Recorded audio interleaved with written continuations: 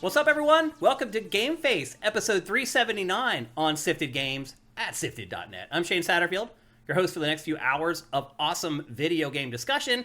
And as always, alongside me to do that is the one and only Matt Kyle. What's up, Matt? Oh, not much. How's your week been?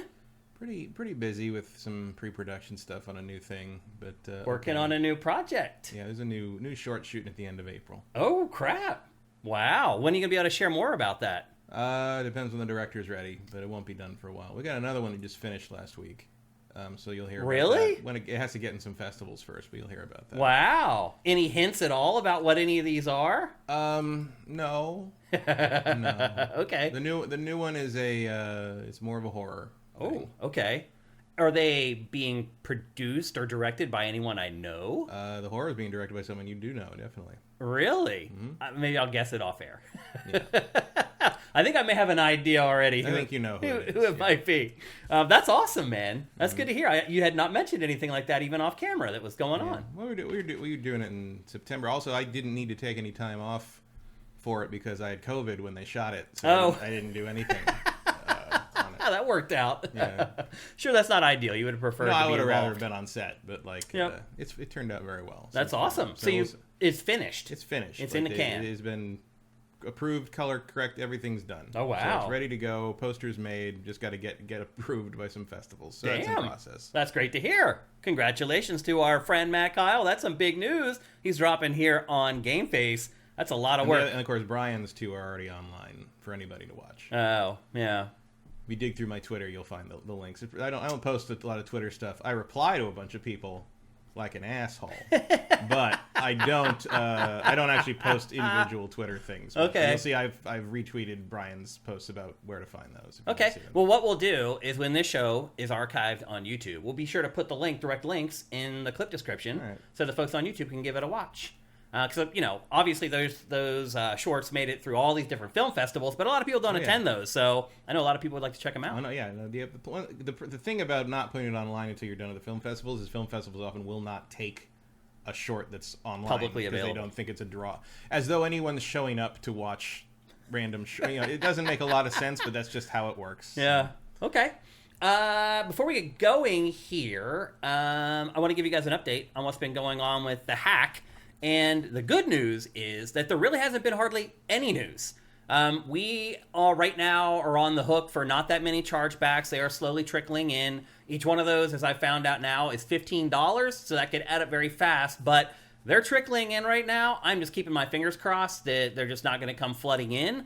But anyway, in this case, no news is good news with Gary news. If I'm not getting any chargebacks or any emails from the credit card processor, generally that's a good thing. So anyway, just want to keep you guys in the loop. It is a slow process. I will say this. All of the ones that I've disputed so far, we have not heard back from the credit card processor about at all. And there are some that just flat out we couldn't even really dispute. So anyway, just wanted to give you guys an update on what's going on there. All that stuff is still going on in the background, but just wanted to give you guys the latest on what's happening there because I know a bunch of you guys cared. And a bunch of you guys went to our Patreon and pledged at our Patreon to try to help us out through this. I appreciate that so much. And we also lost a lot of people off of our old subscription system. In fact, we lost my mom off of the old... Your mom isn't a Patreon subscriber? She was on our old subscription system and has been there ever since. But when this happened, she's one of the people that got booted off the old subscription system. And I will say this. My mom, who is 73 years old, went through the process of going off of our old subscription system, going to Patreon, and connecting her accounts, no problem. And I get questions from people in their 20s and 30s asking me how to do that. My 73-year-old mom was able to handle it no problem. And I'll admit, I was a little surprised, but she is kind of tech savvy. She got into computers in the early 90s. I had a PC before almost anybody else did. Not only that, she bought me music software to make electronic music on this PC we bought in 1992 or whatever. Yeah, my mom was always more techy. She can figure things out. My dad was intentionally Luddite. My dad was like that too. He's like, I don't want to hear about it. I don't want to know about it. But he wanted, he wanted to type all his stuff up, but then he wouldn't learn the names for anything, so it's hard to help him because he would talk about he would call the cursor. He wouldn't call it the cursor. He called it an archaic racial slur. which it was so old I didn't even know it was a racial slur until much later in life. Yeah. But he would call it that. I'm like, I just figured it was like a weird name Right, made up for yeah. it, you know? And so that's what he was. I'm just like, yeah, you got to move it over. He's like, oh, that's what that. I'm like, yeah, stop it. Like, my dad before he passed, never had a cell phone. His wife had a cell phone, and he's like, she's got one that's good enough. I'm like, okay. He had a car phone. But it's like, what? Like, he used computers for 20 years, like from 86 on, and he used them, and I'm like, and periodically he'd still ask me how to save something. I'm like, I know you know that. You're a very smart person. There's no way you haven't pattern recognized to the point that that's how it works. It was like willful. Yeah, willful ignorance. Some people just don't want to learn some stuff because they want to. I think some people enjoy relying on other people for specific things. Your dad, maybe that was his connection with you. You're the technology, and you being able to help him with tech. Like, you never know what's going on behind the scenes. But anyway. I think it was more of a dominance thing. Oh, really? Yeah. Interesting. But he's acquiescing to you, saying, I don't know this. You step in. No, he's making me interrupt what I'm doing, whatever I'm doing, to make sure what he's doing takes priority. Gotcha. That's what that was. Okay, gotcha. All right. Hope you guys are doing great. Hope you guys had a great week. I'll say this, Matt. I was surprised at the lack of response to last week's show on Sifted. Because, one of the biggest games of the year, I'm figuring everybody's really excited to play it. Well, you liked it, so there was nothing to yell about. Yeah, I guess you're right. I mean, a couple people commented like, wow, I can't believe that Shane liked it. But that's it. Like, no one's really talking. You liked it, and I didn't play it, so I couldn't be negative about it, so there's nothing to argue about. It's kind of odd, really. Like, how the Well, here's the thing, and I've hammered this a bunch of times, even back when the first one came out. Like, there's a limited audience for this. It kind of feels like it's like 3 million people are going to play this game at launch, and more will pick it up as it gets cheaper, probably. And maybe you'll get a burst of people when the third one comes out, and maybe they bundle everything together into something coherent. It's still kind of shocking to me that you don't carry over anything. It is weird. Save-wise. I'd agree with that, yeah. Although I'm glad, because I didn't make it very far. Yeah, it means I don't have to finish the first one. Right. Because otherwise I would absolutely do that. Yeah. But yeah, it's... there's a group of people, because again, like I said, Final Fantasy VII sold a huge number of copies for 1997. Yeah. That's not a huge It's different hit anymore. now, yeah. And I really don't see these new versions pulling anyone in who wasn't already on board. Yeah. For the most part. I mean, kids probably, like if you're 12 now, I bet Final Fantasy VII Remake is a big deal. Yeah. Because you enjoy that kind of thing. But however, like, my main memory of the first one and a little bit of the second one's better about it from the demo. I did poke at it a bit this week. I didn't play past where the demo was. There's no point in me. You already know what I think about that game. Yeah. But it's like, it's weird to me how much the first people thought they knew what I was going to say about it too, though. I know what I'm going to think about it. I know. I mean, I was pleasantly surprised by the game, so. But it's, I'll look at it eventually when I just didn't have time this week. Yeah. And like, we have a lot of games in today's If it was show. a game that I really wanted to play, I would have found a way to make time for it. True. But it wasn't. Yeah, if it was Dragon's Dogma 2, it would have been a different story. Yeah. But it's not. Yeah, So I just think it's, my main memory of the first one is that never really lets you play. Like, you get like 2 battles, and then all of a sudden you got to walk slow for no reason. Or you got to watch another 40 cut minutes scene, of cinematics. and then it's like a coin flip whether it lets you skip the cinematic or not.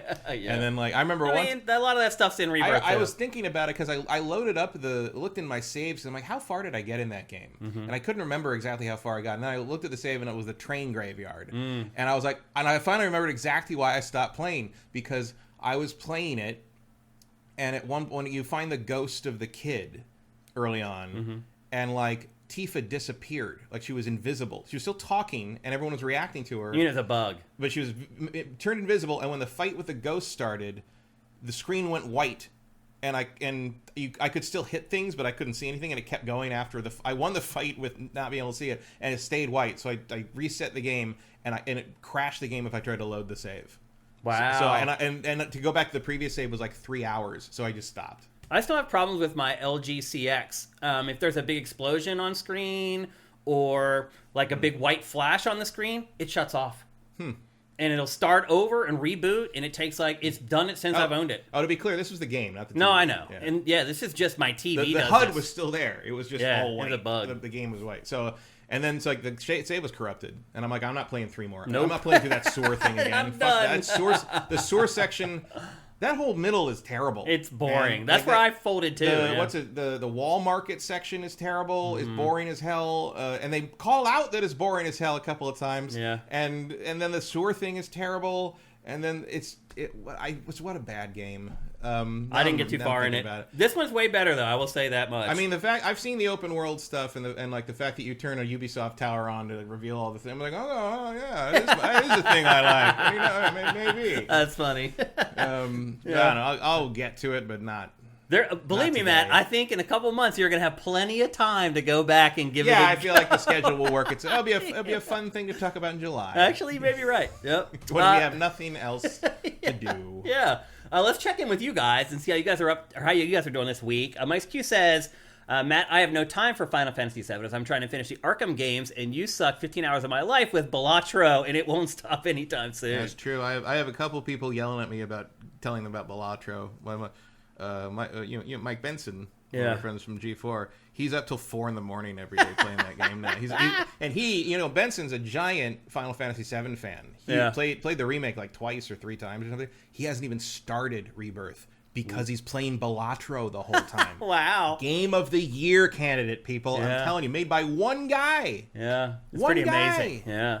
Who doesn't know how to play poker. You don't need to know how to play poker. That's the beauty of it. Which is hilarious that Europe is trying to pull it, because this is like, no, that's not. It teaches gambling. It doesn't teach you shit.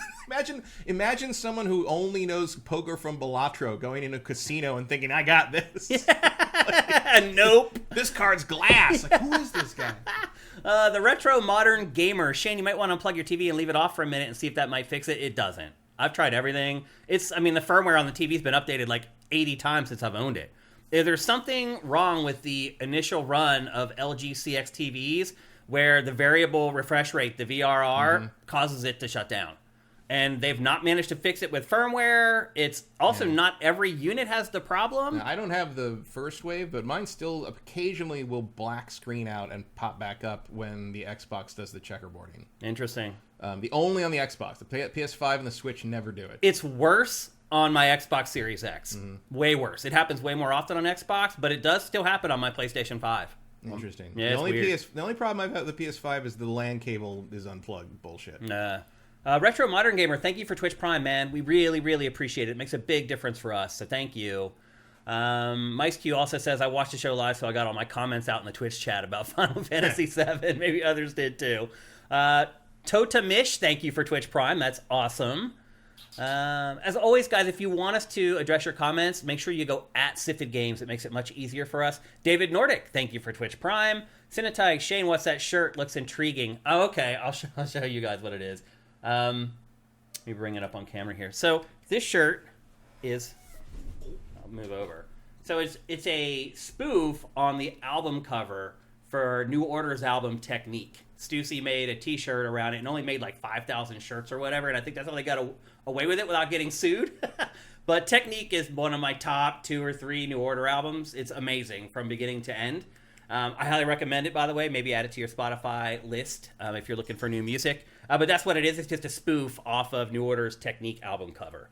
And it's like 2 of my favorite things coming together in one thing. I love New Order. I love Stussy. Perfect for me. So anyway, that's what it is. Let's check back with you guys in chat. What else we got here? Glottis21, thank you for Twitch Prime. Cinetike, thank you. El Guapo3385, thank you. Too Quick Capri, thank you. Who else we got here? Justin Horman, thank you. 80 months, man. That is awesome. You are undoubtedly one of our biggest supporters. Thank you so much for everything you do, Justin Horman. Obviously, he just sent Matt a birthday present. He sent me a present for Christmas. Efoja, thank you for Twitch Prime. Dr. Toe Rebels 27, thank you. And I think that's it from today. So far, anyway. As people join, they tend to hook us up with Twitch Prime. Let's see. Toon Medic, are we getting Name That Game back?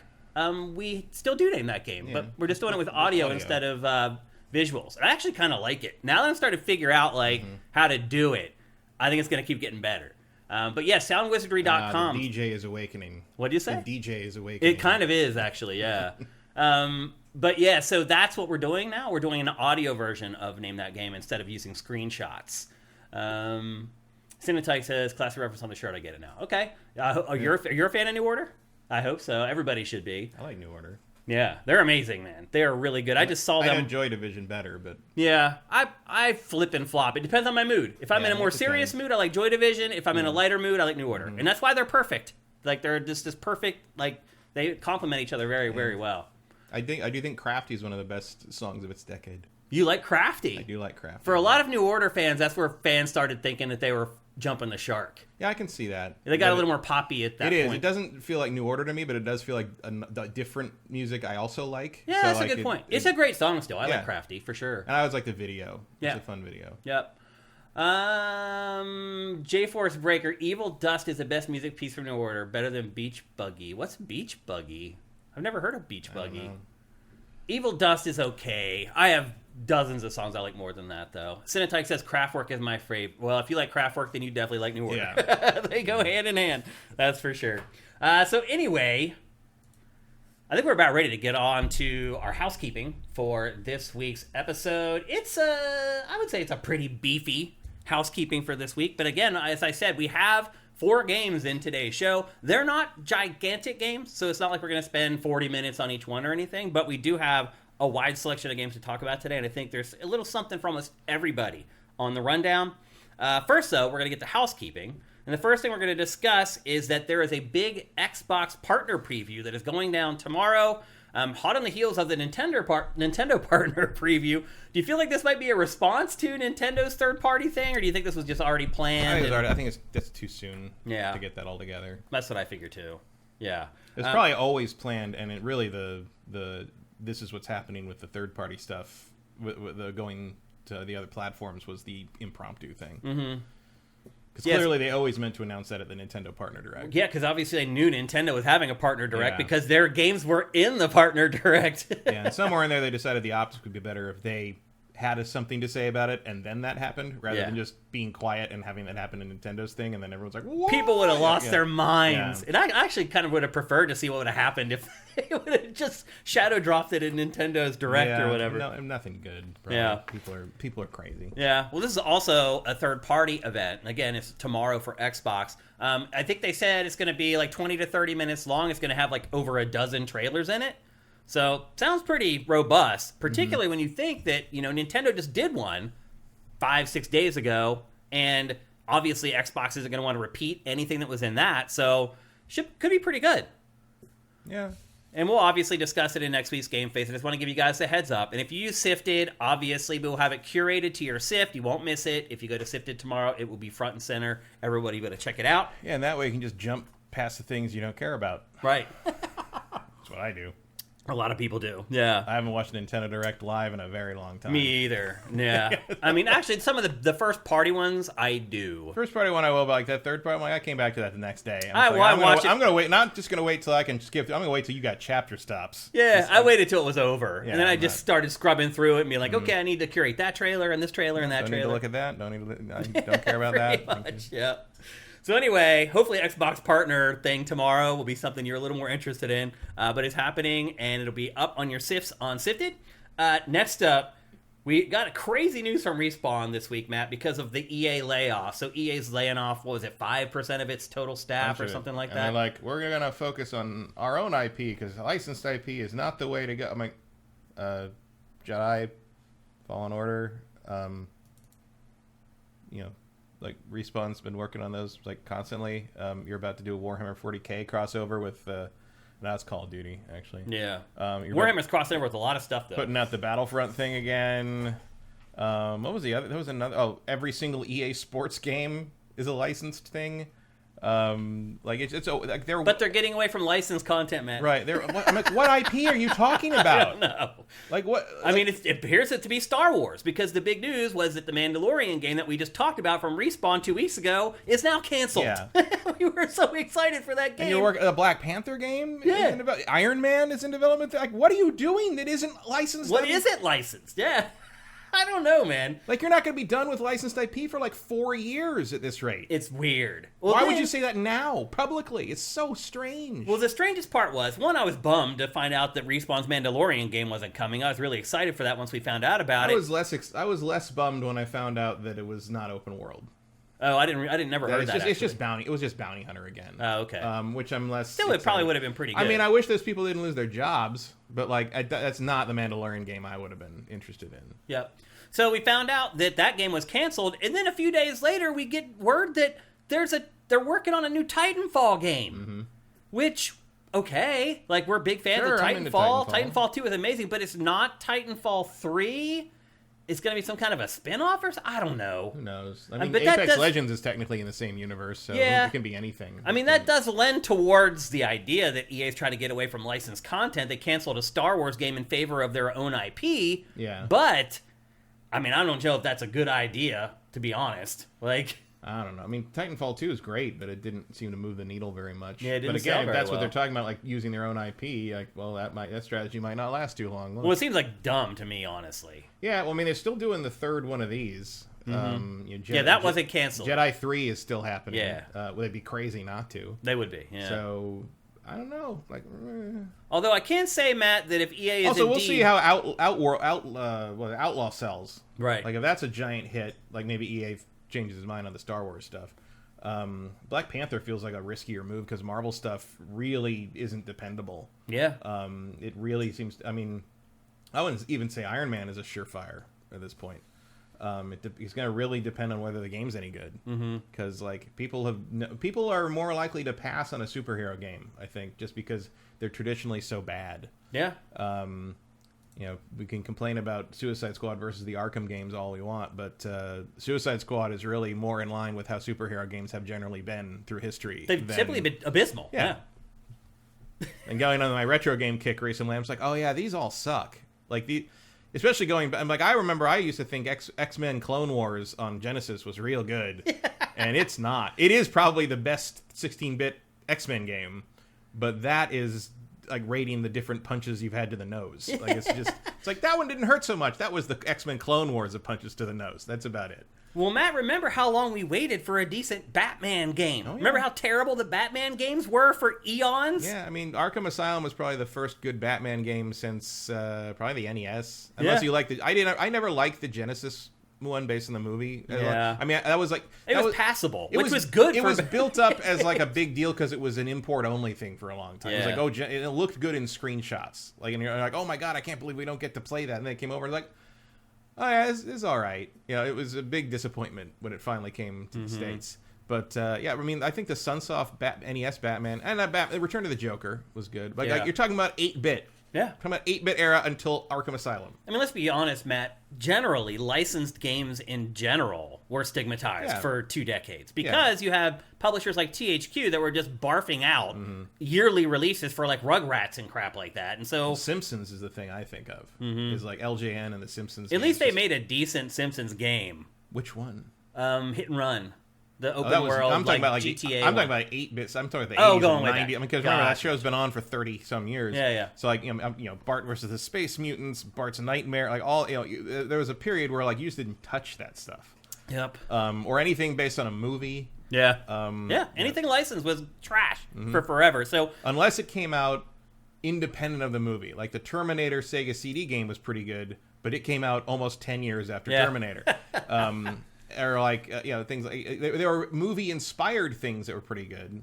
Alien 3 on the Genesis was better than it should have been. Yeah, but like it was really the exception. They're always anomalies. Alien versus Predator, like that was good, but like that was the only good game on the Jaguar according to some.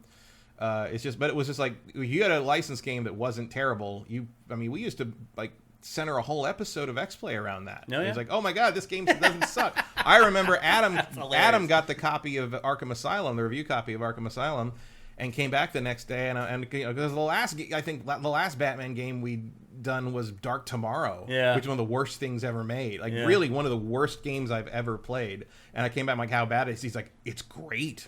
I'm like, what? He's like, it's fucking great. It's like maybe it might be the best game of the year. And I'm like, what? And I'm like you need to give that to me right now. I don't believe you. And so I'm like, oh no, he's right. It was revelation. Like we didn't even suspect. Yeah, it was a big deal. That's how ingrained that like rule. It was a rule. No, it was a rule. Yep, it was. Yep, that we lived by for a long, long time. Yeah, really, like that was why the Ultimate Alliance games were such a big deal to some people then, because they didn't suck. Yeah, it was like, oh, it was Marvel, but it's not terrible. Also, why Marvel versus Capcom? Yeah. I mean, I feel like that franchise got a boost just because people were like, "Damn, it's a good Capcom game." Yeah, well, that's a good like Marvel game. Well, that's the thing is like, you know, people are like, "Oh, what's the best X-Men game?" Like, well, the best X-Men game is X-Men: Children of the Atom or any of the Capcom versus games. Well, no, not fighting. Fighting games don't count. I'm like, no, they do to me. They count. Count to me. Yeah.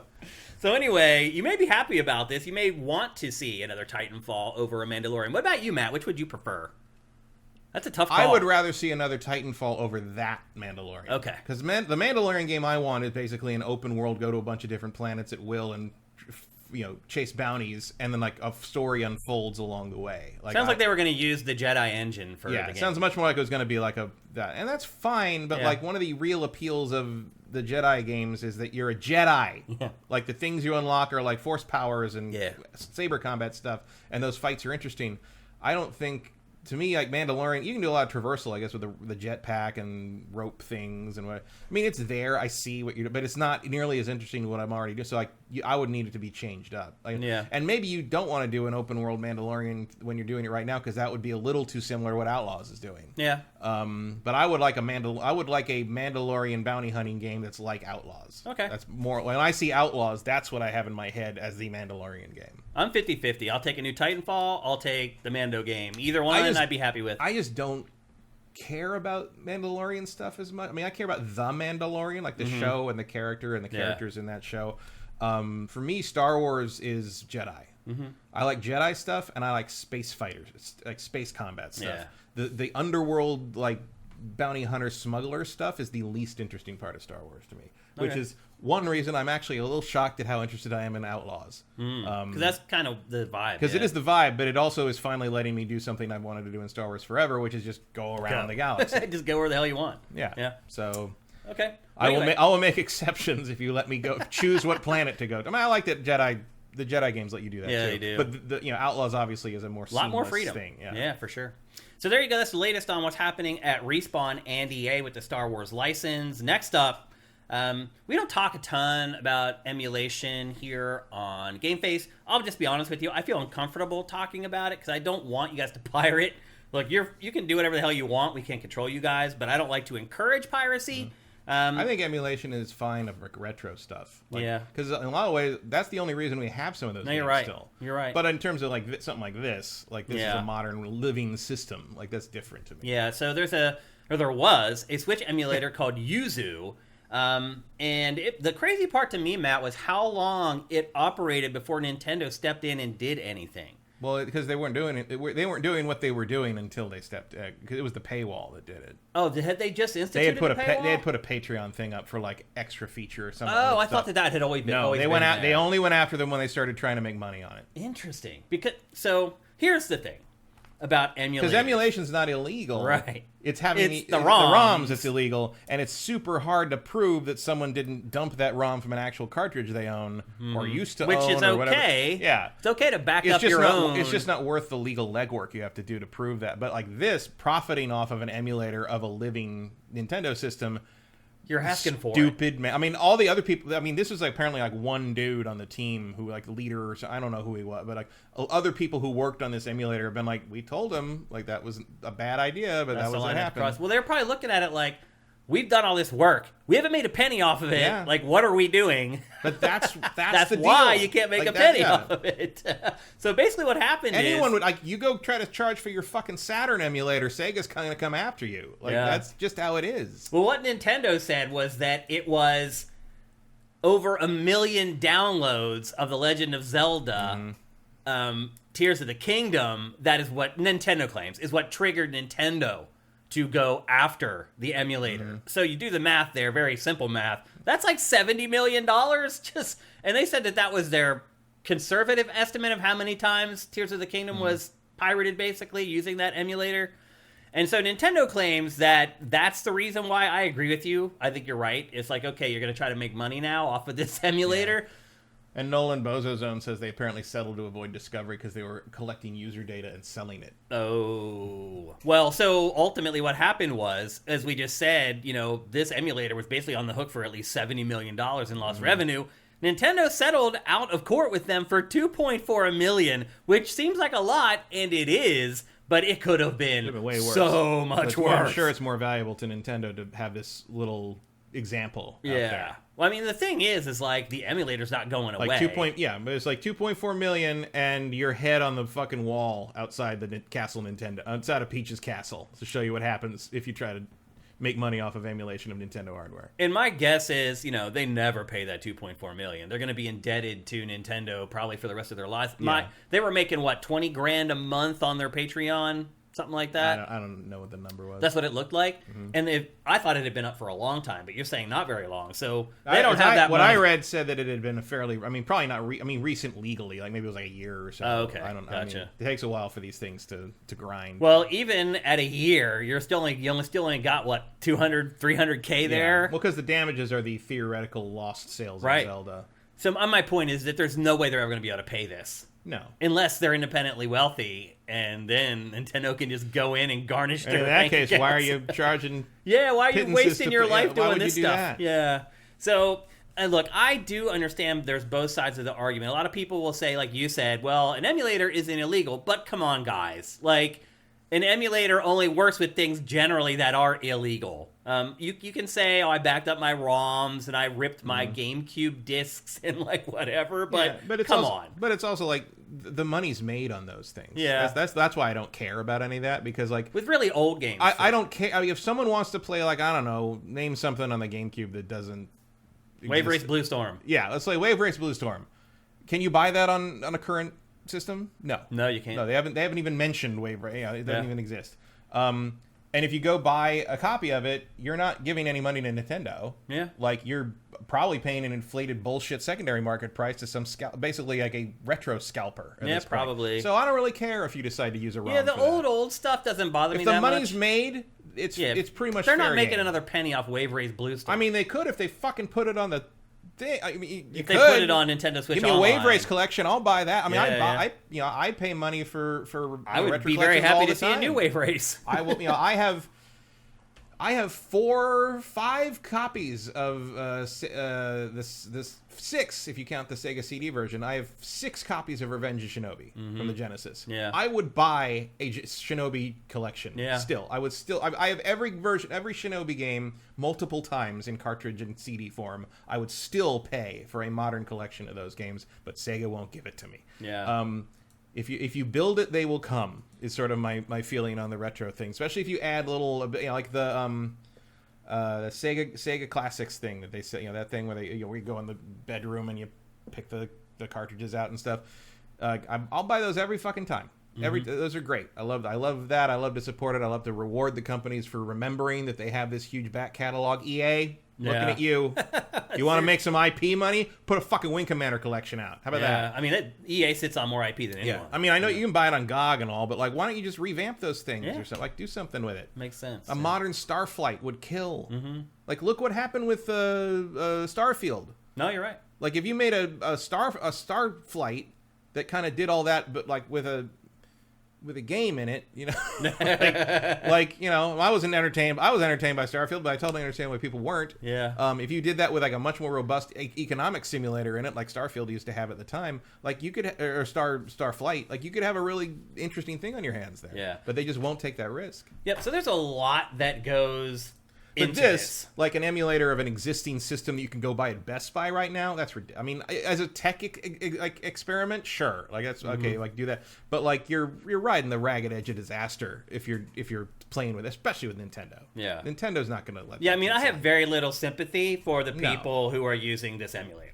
Because it's just for Switch. It's for games that are still viable. And I understand selling. some people. Like I know some people that just like they played Tears of the Kingdom on their PC because they went and they bought it and they dumped the cartridge to their PC and they play it on PC and it runs at 60 frames a second. The emulator runs it way better. It runs way better. And like Which is sad. Of all the things, I understand the frustration with how underpowered the Switch is in that regard. But let's be honest, Matt. Of those million people, I mean, well, what 2%, 1% Right. are actually doing that. The others Yeah. are just downloading the game. yeah, to not pay for it. Yeah, So. Nintendo's right. There were lost sales there. Yeah, and again, we do understand both sides of this. We get it. There is an argument to be made for, say, as Matt said, like if without these emulators, a lot of games would be lost forever Oh, sure. because people actually care about the ROMs. So But that doesn't really happen anymore. Not anymore. I mean, only for like the digital only stuff. Yeah. Like digital only stuff are at risk of that. But like, we're not going to lose Tears of the Kingdom. No. You know, It's not gonna just disappear You don't off the need to face of worry the about earth. preservation for the Zelda series. Nope. We're fine. We're fine.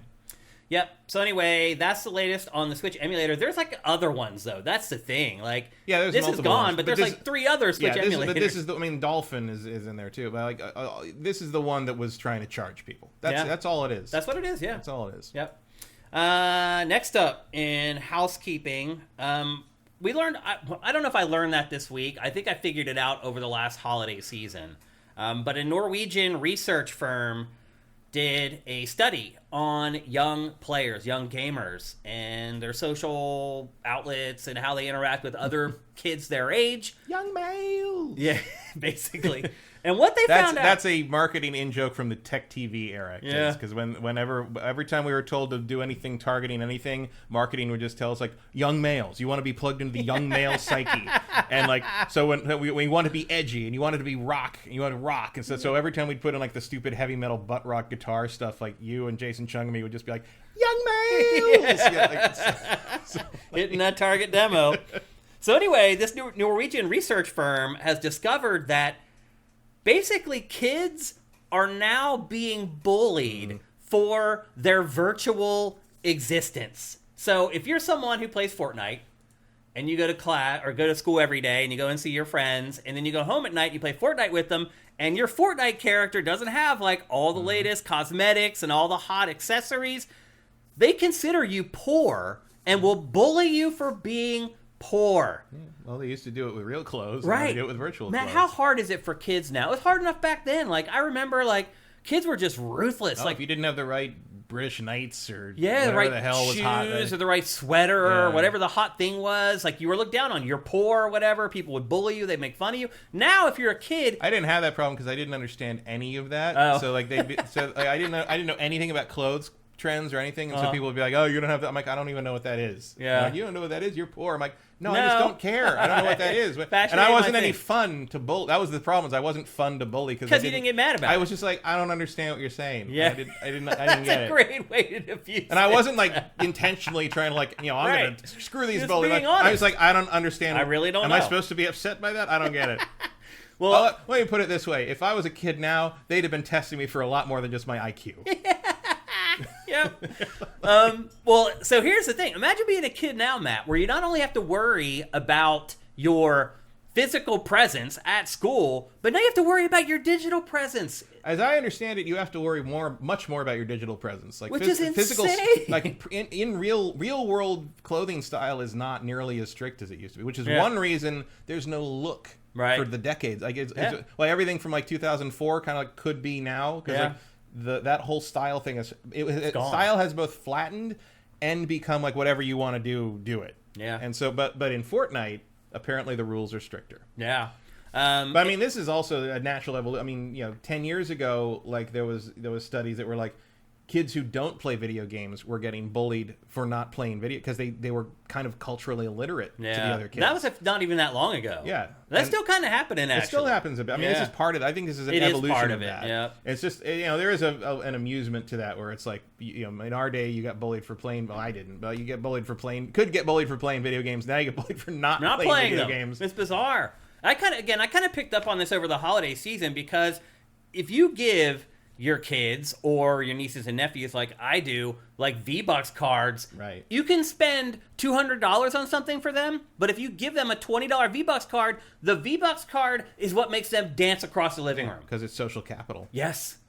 And I figured it out this last holiday season. I was like, there's other stuff going on here. It's not about, Oh, yeah. like, just being able to buy that gun that you like. And it's like that for all my nieces and nephews. And let's not forget that, like, Epic knows this. Yep. Fortnite is constantly capitalizing on this, keeping up with the Joneses so I don't get bullied thing. Yep. I mean, they're exploiting that. in It's these a kids. little creepy. You want to go after these companies for gambling loot boxes? Go after them for this too. No, you're right. Because this is the same. This is a psychological trick that they know they're doing, absolutely know they're doing, and it's way more insidious than like a pack of baseball cards on a computer. Yeah. To me. Well, Anyway. I do find it kind of funny that Epic tries to play the role of this ethics cop in the games industry. They're like, when they sue Apple, Right. they message it like, we're doing it for everybody. And Well, then ethical is when Epic makes money from it. Right. That's exactly right. So anyway, I'm sure you guys all know about this. late stage capitalism. It is, pretty much. But what if I told you this was mid stage capitalism? Yeah, we haven't even really gotten to the really really gotten to the good bad shit. part yet. Yeah. You're right. But I'm sure all of you guys who have kids, or even if you have nieces and nephews, you've been going through this too. Like, that's the first thing they ask for Christmas. That's the thing. Like, it's like, and if you aren't internal, especially if you weren't a gamer growing up, I think if you haven't internalized how important this is to the new generations of kids, if you don't understand that this is like, to them, it's like not getting the new Supreme gear or the new Air Jordan. or wearing Nikes versus like generic Nikes versus shoes. generic or the pump. Back when we were at that stage, or whatever, there was a Bugle Air Boys Jordans trend. were a Air thing. Jordans were like if you didn't have Air Jordans, people made fun of you. So or starter jackets. Or whatever that, that's freaking great. The kids with the non-official starter jackets got fucking hammered. Yeah. I didn't even care about any of that because I wasn't in sports or anything. But I remember one kid showed up in middle school. One kid showed up and he had it was a Raiders puffy jacket, but it wasn't an official starter jacket. And he got they basically ripped it off him. Yeah. And like threw it away. Like it was bullying's nothing new. No. But it has gotten worse for sure. Now you're getting attacked for how you look in real life. Bullying and has always been games. stupid, but the idea that it's now happening around something that literally doesn't exist is amazing. It really is. It's it also just goes to show it's always about social pecking order. It's not about the actual things. Oh yeah. It has nothing to do with anything real. It has to do with the perceived place in the society. I think a big part of that you're seeing with like a lot of the Palestine protesters right now. I don't think they really understand what's happening there. They're just like, oh, I found something that like a bunch of other young people are pissed off about. I'm going to just pile on. No. And like... But it's also like, that kind of cause thing. And I'm not saying I disagree with that cause, but the younger kids have this thing where like, it's almost like how we treat normal, movies and TV shows. It's like don't think about the thing, just consume thing and move on to next thing. Yeah. And like that's happening to like real world events and news and causes with them too. It's like they don't know any other way to engage with it. That's how they've always engaged. Because that's how YouTube and social media and all these things have taught them to. Yep. And that's our failing. What's next on my playlist? Yeah, absolutely. In life. Yeah. 100%. Yep. And let's see how that works out for everybody. Not good. Probably not. No. So anyway, very interesting psychological study from the Norwegian researchers. Next up, so as we all know, Microsoft just bought a ton of studios in its big deal with Activision Blizzard. Again. And I never really thought about, like, what if, like, some of those studios didn't want to become a part of Microsoft? What recourse would they have? Could they go to Microsoft and be like, hey, we don't really want to do this, and then Microsoft Apparently would so. dissolve the studio? Or could they do that, and Microsoft would be like, well, okay, you can do whatever you want. And as it turns out, the latter is what's happening. Development studio Toys for Bob, which has been under the Activision banner as long as I can remember, is basically leaving the Microsoft umbrella to make its own game. Well, I mean, they were their own thing before Activision. So. Right.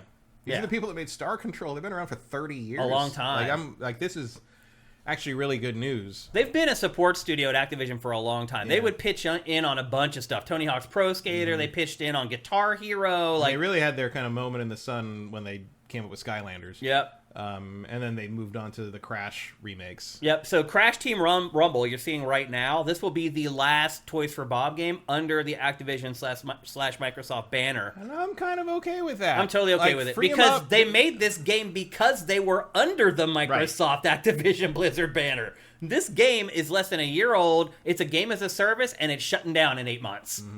And this was not Toys for Bob's ideal project it wanted to work on. It's like, hey, how can we stay employed underneath this huge corporate umbrella here? How can we turn an IP that doesn't make a whole lot of sense for a game as a service game into a game as a service? Yeah, and I have heard that they're I don't know if they are or if they just are proving it, but the Urquan Masters, which is a Star Control 2 sort of remake, remaster fan thing, but maybe not a fan thing, but sort of endorsed by the people who made it in the first place. I don't know. But that is apparently coming to consoles with some enhancements. At some Oh, wow. point. And if you haven't played Star Control 2, that's what that is. It's a Star Control 2 thing. You are in for a treat. Yeah. Because these guys made one of the great space games of all time with Star. I mean, Star Control was on Genesis. You may remember that. But Star Control 2 has a campaign and like kind of a more of a 4X thing to it. Yeah. That is just kind of still unparalleled in the way they did, because it's not just because the battles are arcade game. The battles are space war. Yeah, They're like asteroids. It's great.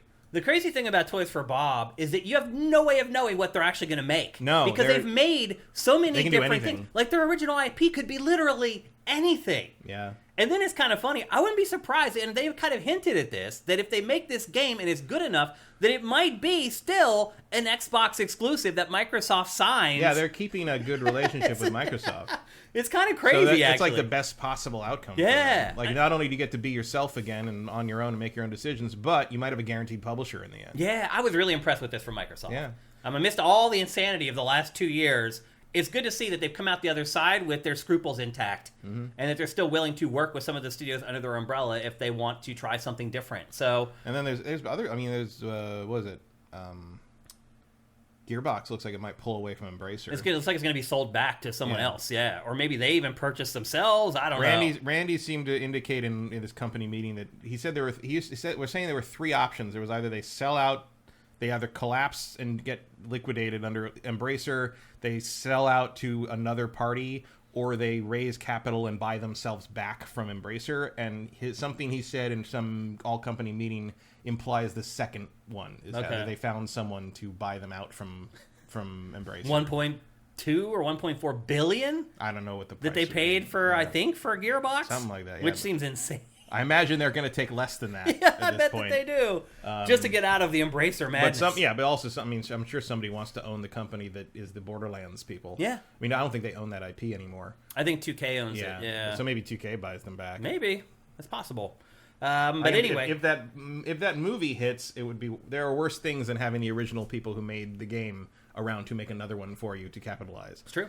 Yep. If the movie hits. Yeah, if. And I have serious doubts. I have serious doubts, but that cast you is never pretty know. Good. Like, that cast might do it for, for the mainstream. Yeah, it might. You never know. I mean, I guess I'm surprised more often by films than games that do well. And it's coming out in the same year as a Mad Max movie, as Furiosa. If Furiosa is great, and there's no reason to think it won't be, because George Miller wouldn't make another one of those if he didn't have a good idea.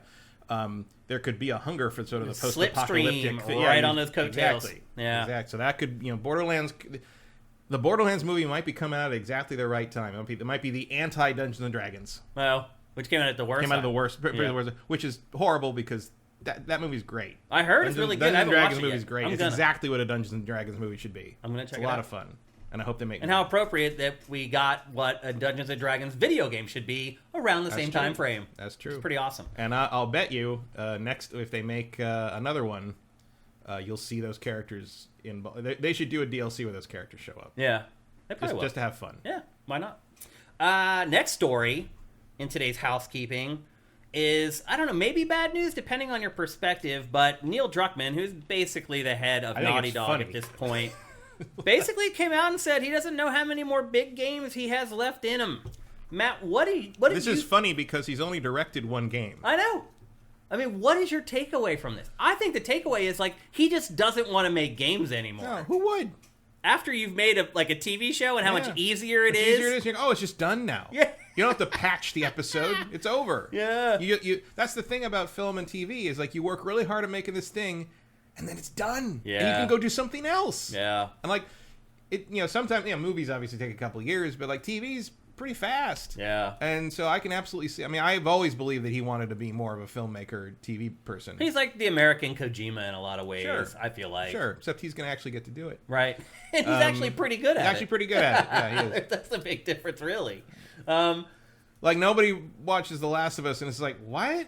Yeah. Why? Yeah. Or then everybody, I don't know if you saw the thing where it turns out that the porter thing in Death Stranding is based on an actual job in Japan. Yeah. Where guys load up their whole thing, go up mountains and stuff. Right. And people are like, oh, it's a critical failing that no one knew that. I'm like, how are you supposed to know something? You don't know what you don't know. There's also a popular I wouldn't call it a streetwear brand, but like clothing brand called Porter. And they make like the most amazing like backpacks and like little side bags and stuff. And they're all over Tokyo if you go there.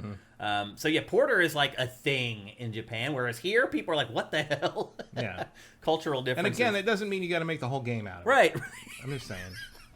So how do you feel about this? Do you feel like we're losing like an auteur here in game making? Not really. No?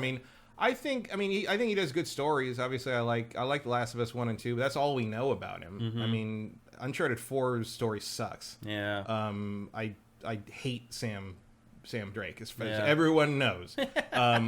Like, I can't really think of another... But he took that over also in like the middle of the project, like yeah. But he'd been involved in Uncharted since 2, right? Like it's not like he didn't know the characters. Well, he's like Uncharted 2 from 2009. That's when I started like losing my like verve. It's like, bro, you hadn't done anything before then. He's like, it's been a scramble since 2009. I'm like, welcome to like a life. Like it's a scramble. My life is a scramble every freaking day. Wait till you start directing more than one episode a season. Right. Exactly. Like, hello. Like, it's work then. It becomes work. Right now, he's just like, I get to do all the fun stuff. I get to show up later. Yeah, the Chernobyl guy does all the work for you, and you just step in and direct things. Yeah, like, that's not how that normally works, and you got to have your own career on it. Right, yeah. Because right now, you're like the guest director. Yeah. You know? Like, if people who have worked in production like us, like, you understand, it's a job, man. It's a grind. And they're going to expect, people who fund a show related to what he wants to do are going to expect him to be a showrunner. Yep. And not just a show up runner. Right.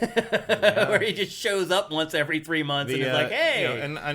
That's going to be less grindy maybe than a game direct, especially the kind of games he makes. Obviously, it takes even longer than normal to make these giant projects. Yeah. But, I can understand why, after going through kind of The Last of Us's and then seeing kind of a glimpse of how TV production works, like, they got that. They're going to get season 2 out and done in about a year and a half. Whereas, how long does it take to make Last of Us 3? 4 years? 5 years? For them, like 7 years. We don't know. Actual full-time grinding development, probably 4 or 5 years. Yeah. You see results of your work much quicker, and the person you are when you're done is much closer to the person you were when you started. And so, like, I would imagine there's times when, like, you make one of these big game projects, and by the end of it, you're sort of like, oh, I would have done that differently. Yeah, because you've changed If I was me half a decade later, you're sort of having this weird dialogue with the person you were 5 years ago. I look at work that I did for Sifted when Sifted launched, and I look at myself now, I'm like, I would never do that now. Like, everybody's that way. Yeah. Like, you change and evolve. So I can understand that frustration, but I do think it's funny that he directs one game. Yeah. And it's just like, oh, I'm done. Oh, that's enough. That shows you. Miller time. I think it does kind of show you, though, that game development is very rough. difficult. Yeah. And, because he did position himself as sort of the alpha dog auteur, everything is on him, and maybe he didn't. It's a lot of pressure. Yeah. I know that. Everything's on me. It's Sifted. It's a lot of pressure to wake up with every day. And it's like, if you don't do it or make it happen, it doesn't happen. So, and that's not really his case. There's so many talented people at Naughty Dog. Yeah. I think they will get along fine with it. Someone else can step in. But you got to be there. Because if you're not there, the morale of the team suffers and then the project goes off the rails. So, probably he's like, I'm pinned to the office when I'm making a game. I make films and TV. I can kind of show up and then go home and kick the feet up and think about things for a while. Like, production is production, man. You're producing stuff, and it's a grind. It's a job. So I do feel like the industry will lose a little something. Once you shoot something to the camera, you know what you got. Yeah. And you're done with it. And you got it. Whereas, that's it. It's in the can. How many weeks do you spend, like, why doesn't this work in the game? Like, why doesn't this... Or why does this animation look goofy? Why does he clip through this? It's like, it's I imagine it's much more frustrating. Yeah. I totally get it. He can't even do anything about that. Yeah. It's like, the team's got to figure it out. I am worried about him leaving the industry, though, because, let's be honest, Matt, there aren't other franchises like The Last of Us. Well, I think the third one is the last one, whether we like it. Even if he wasn't going to I agree with you. I think he's done. But it's not even just that it's The Last of Us. It's that he could go on to keep making games of that type. Here's the thing, though. I don't care, because the games aren't that great. They're pretty good. They're pretty good, but, like, they're not anything super inventive. Like, no, it's not like you needed Neil Druckmann to come up with the gameplay in Last of Us 2. Yeah, no, you're right. It's just an evolution of the first one, which was really just grafting Resident Evil 4 onto an Uncharted level story presentation. His like Neil Druckmann's contribution to those games, contribution to the medium, really is the level of narrative presentation. Yeah, he's not making games. And it's the subject matter too. Yeah, sure. So that's all that. But in terms of like the gameplay stuff, do I believe that nothing that plays as well or in the way that Last of Us 2 would have to have been? Did we need him for that to happen? No. Absolutely not. I think the tone of the game. I think in that regard, Kojima is above him. Probably. I think a lot of the stuff, the gameplay ideas in Kojima's games are direct results of how weird that guy is. No, you're right. Whereas, like, I think the gameplay in the Last of Us games, much as I mean, Last of Us 2 is great, but like it's more pedestrian. It's more of a logical step forward rather than a lateral move. Yeah, I'm talking more about the subject matter, just an adult game. Somewhat, I think. Like, I don't feel like there's other developers that make that stuff. Like, Rockstar feels like a studio that could do it. They get the development time and the budget to make games like that, but it's just not interested. It wants to make satirical stuff. Yeah, I mean, we'll see what 6 looks like. I do think Red Dead Redemption 2 was closer to that. Yeah. I mean, it still had weird, funny shit in it, but like, it did feel like it was trying to tell a story about these people, and for the most part, I would say, at least in terms of Arthur, it achieved that. Yeah. Like Arthur feels like a real person you're right. to the degree that anybody in Last of Us does. I would for argue. sure. Maybe not the people around him all the time. Yeah. I mean, yeah, but I would argue that Neil opened that door, and it's up to other development teams to step through. I keep waiting, and it just doesn't seem to happen. I mean, there's people try. I think like Days Gone tried. Banishers is kind of a little bit. Banishers is in there. Trying. Not is trying. Yeah. I think Spiders is trying. Yeah. Trying is the operative. I think Baldur's Gate gets there to some But degree. it all matters. Like the resources that you have, the budgets, the talent that's working alongside you. What kind of game it is. Right. But I definitely see, like, Banishers, like you said, I definitely see them trying to, the relationship between Red and Altea they're trying to portray an adult relationship between actual people. Yeah. And a lot of it comes across. It does. It works. Yeah. I mean, that was the first game that jumped to my mind when I started thinking of games that are at least approaching what he's doing. So I do think there'll be a little bit of a void. I hear you. Other studios are starting to try to fill that void a little bit. They're not there yet, though. And the other thing I'll say is I'll wait and see. Maybe I'll revise my opinion on that if and when we see this new IP they're working, his fantasy thing they're working on. And if you see if he's coming through and in does some that come other through that, setting. or is it just like he really, Last of Us is just the thing he resonates with, and that's because you know what, he didn't help Uncharted 4 no, at you're all. right. You're right. At all. I agree with you. Yep. Keeping in the first-party PlayStation camp for the next topic, this one I think will make everybody happy. Yesterday it came out that, and I think people kind of assumed this was going to happen, but it came out yesterday that PlayStation is very close to announcing Ghost of Tsushima for PC. Again, I think this is something we all just assumed was going to happen. Yeah, I thought it would happen sooner than because it's been, 3 or 4 years? 3 years, I think. So, yeah, I mean, obviously anybody who bought this is totally okay with it going to PC at this point. Like almost 4 years because of PS4. I think it is 4 years. Before the PS5 came out, right? Yep, or close to 4 years at least. This summer. It was summer be 4 years. Yeah. So we're only a few months away from that. And so I've been wanting to replay this too. Well, this is your perfect excuse. So if the PC version comes along, I will do. I actually did because I got it transferred to the USB drive, so I don't have to download it again. Yeah, but I'm like, do I move it over? I got to delete some stuff. I want to move it over. Yeah, I was thinking about it. Well, oddly enough, this news comes from Nick Baker, who works at Xbox Era. Somehow he came across this information, and he has leaked things in the past. He's been very reliable. So generally, most press outlets have run this story thinking that it's probably legitimate, and it just makes too much sense. Yeah, absolutely. I would love to see this thing running on your rig, on full bore on a PC. Yeah, hot dog. It's still gorgeous. This game still has. This game may be the best use of color in a video game. It might be. Yeah. I stopped and took screenshots in this game more than I've stopped and taken screenshots of every other game I've ever played in my entire life. Here's something funny. I just looked through my screenshots on my PlayStation 5 because I saw the media folder had become humongous. Yeah. Every once in a while, you're like, what the fuck? So I started going through it, and sure enough, Matt, I had like 35 screenshots from Ghost of Tsushima. Come over every hill, and there's a fucking beautiful scene. Like, it's like a painting. Like, it's incredible. It really is amazing. Yeah. Like, there's, I would say, like, Last of Us 2 probably looks like technologically better, at least in the character model. But I don't think I've ever seen a game, especially not an open world game, that uses color and makes the environments pop the way this one does. It's just, and Sucker Punch has always been great at that. But this is the pinnacle of their color achievement. It's we should see the sequel for this for the first time this year. Yeah, at some point. Anytime. Yep, we're due anytime. Whatever Sucker Punch makes, really. Yeah, like, they've never made. They've never let me down. No, yeah, never ever. And I can't say it about too many studios. Like the closest would probably be infamous Second Son. Yeah. And that still was just still a quality game. It was good. Yeah, it wasn't my vibe though. It was a little weird that it was like, oh, it's just Troy Baker as an American Indian. I don't know how to feel about that, but I do like blowing things up with neon. Yeah. So I'm not sure what to do now. Yeah. I played it. It was a weird game. I fought through it. I didn't finish that one. I didn't either. But Sucker Punch. I made it pretty far though. Sucker Punch's track record is second to pretty much none. Not a lot. Yep. And again, that comes from Nick Baker at Xbox Era. He also claims that we will learn about this very soon. He thought maybe today it would be announced, and it hasn't been. So no. He said now. in the next week or two. So. Yeah, it looks like any day now we'll get that news, and that's great news for everybody. If you're a PC player, get ready, man. I'm just curious when. Yeah, when it'll release, you mean? Yeah. My guess, maybe they wait until they announce Ghost of Tsushima 2. Maybe, but in some kind of but also sometimes they just kind of do it. They do. It's like, I mean, it might be April or something. But imagine if they announce Ghost of Tsushima 2, and then at the end, and they're like, and next week or tomorrow or right now, the first game is available for PC. I would imagine it's more like we're announcing this for PC, and at the end be like, by the way, Ghost of Tsushima 2, fall 2024. Like, that could be. Because they have more footage to show of this, yeah. I'm sure. Yep, for sure. So anyway, it looks like good news for PC players. Another incredible PlayStation first-party game is headed. Don't miss this one. Yeah, this is definitely pick it up, man. Yep, you will not regret it for sure. And then,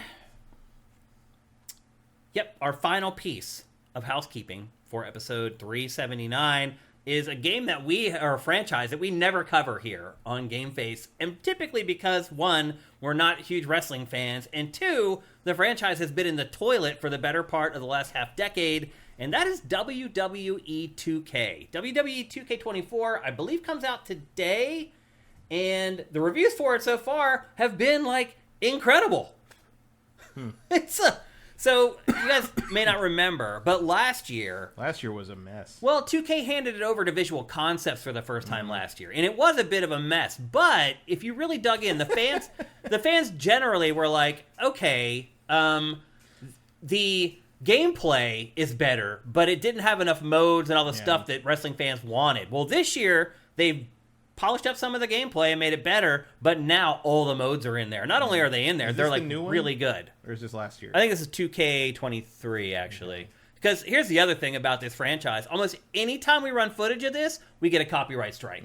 Almost every single time. Because they'll splice in 3 seconds of a real WWE match, and it picks up on it, and you get a copyright strike for the whole episode. So I only run straight gameplay of this franchise here on GameFace for good reason.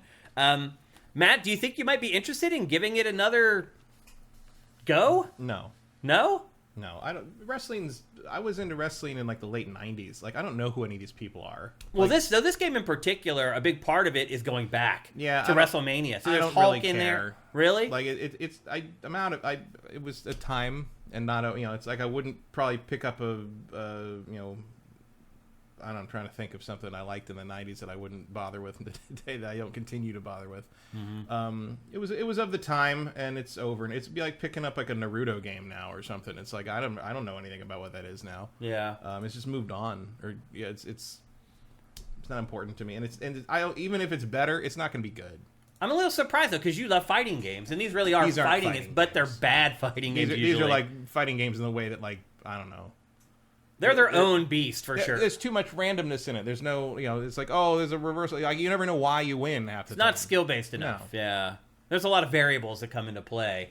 But if you're a wrestling fan, and I know we do have a lot of them on Sifted, and I'm sure a lot of our YouTube audience is into wrestling. That's the thing that these franchises for years and years have not understood. It's like no one really cares if it's a really good fighting simulation. People want the characters. People are invested in the characters and the storylines and the trappings. Well, this has 2 different storylines for its main single-player mode.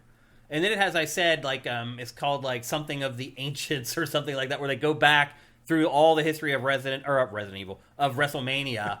And I feel like they've done it before. It feels like we've already had, Hulk Hogan versus, Andre the Giant. Yeah, well, they go back to that all the time. Yeah. If they can get the license for the likeness rights. And again, it's in this one. So it feels like they finally got the 2 things together. The other thing, too, is visual. You can't do every WrestleMania because then you're going to give away that half of them sucked. Right.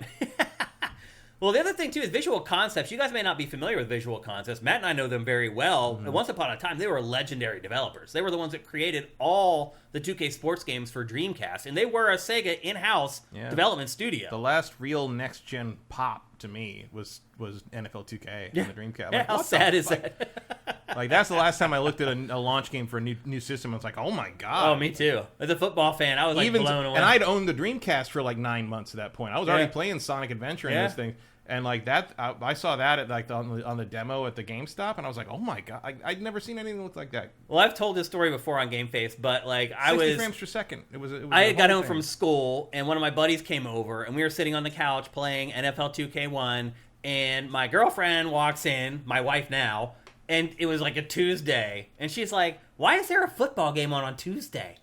And that was like, damn. Mm-hmm. And now it's funny. Like, I look at footage of that game, and the helmets are like, like a stop sign. But on a CRT, it didn't look like that. It didn't look like that. Yeah, she thought it was like real football. Yeah. So, anyway, to Matt and I, Visual Concepts have a special My dad place. did that on one of the World Series, one of the baseball games on Dreamcast. He walked in the room, and he was like, "What game? Why are you watching baseball?" I'm like, I look at him, and he sees I'm holding the controller, and he's like, "Oh." Yeah.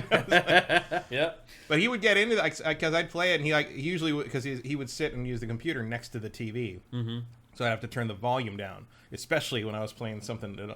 Banjo-Kazooie, he thought was the worst game of all time because he's sitting next to the TV, and after like 5 minutes of that, he just turns to me and goes, "Really? Yeah, you're gonna make me listen to this." That's hilarious.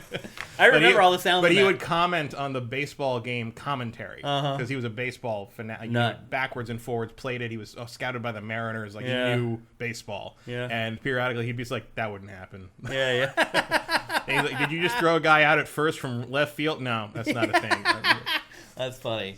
So anyway, if you're a wrestling fan, you've been waiting for a decent wrestling game for a really long time, it looks like this might be the one. Will we review it next week on GameFace? Probably not. I just wanted to give you guys a taste, let you know kind of what the vibe is around the game. That one's up to you. Yeah, I know. I'm on company owner. You throw yourself on that grenade. We'll see how things shake out over the next 7 days. But anyway, I just wanted to put it on your radar because, again, it's been a while since there's been a good WWE game, and it looks like we finally have one with WWE 2K24. I miss the gimmicks. That's what I... What do you mean by the gimmicks? I mean, like, everybody in this footage is just a guy with dark hair and a beard. Yeah. And, like, I miss when The Undertaker kind of might have been a zombie, and Kane was, like, The possibly a serial killer. Also fits that description, by the way. The Undertaker also fits that description. Dude with dark hair with a beard. But he had a gimmick. He came out of coffins. But he was the first one. He had Paul Bearer. Those guys just all look like somebody you'd meet at a biker bar. Or you just at any bar. Yeah. I mean, at least Bray Wyatt had a hook. Yeah. Yeah, I agree. Rest in peace. Yeah, I agree. But I thought that was cool. Like, that was old school, like, spectacle. Like, that seems to be gone Abdullah now. the Butcher. You had, like, the spectacle character weirdo comic book guys. Yeah. And you had, like, the big, like, stunt, the Hardys and the Owen Hart and Bret Hart, like the guys who could do the technical stuff, and I love that. But like these guys are sort of like, they're just sort of assholes, blank canvases, who show up and look the same. They did. Yep, that's for sure. So anyway, John Cena had a good hook, but now he's an actor, so he doesn't do that anymore. Yeah. I think he comes back every once in a while. The Rock was great. Yeah. He comes back every once in a while, too. Steve Austin was great. Well, he just bought the rights to all the Rock stuff. Did he? He owns the name The Rock, Rocky Mavia, Smell What the Rock is He bought all the copyright. He owns the copyright on all the Rock's little trademark things. Interesting. So, what's he going to do with them, though? I don't know. Make shirts for Target? No, I think that means every time the WWE makes anything that has that on it, he gets money for it. He gets a couple pennies. He gets money for it, which is a lot of money. The Rock still sells stuff. Yep. So, and Vince McMahon is going to need some money soon. It sure seems like it. Couldn't have happened to a better guy. Oh, yeah. And then actually we do have one small topic to finish off our housekeeping, because I knew Matt wasn't going to spend a lot of time with Rebirth. I did continue playing. I've now played another probably 7 hours or something like that. Still have not got to the big pivotal moment that I've been waiting for. That's near the end. I'm guessing it's the last thing probably that happens in the game. No, I think I know. I mean, it looks like they're taking it pretty much to the end of Disc 2. Oh, really? As near as I can tell. Maybe you won't get the high wind until later. Okay. At least not controllable. I don't know. I'm surprised I haven't got to it yet, honestly. Like, I kind of That's later in the game than you think it is. Yeah.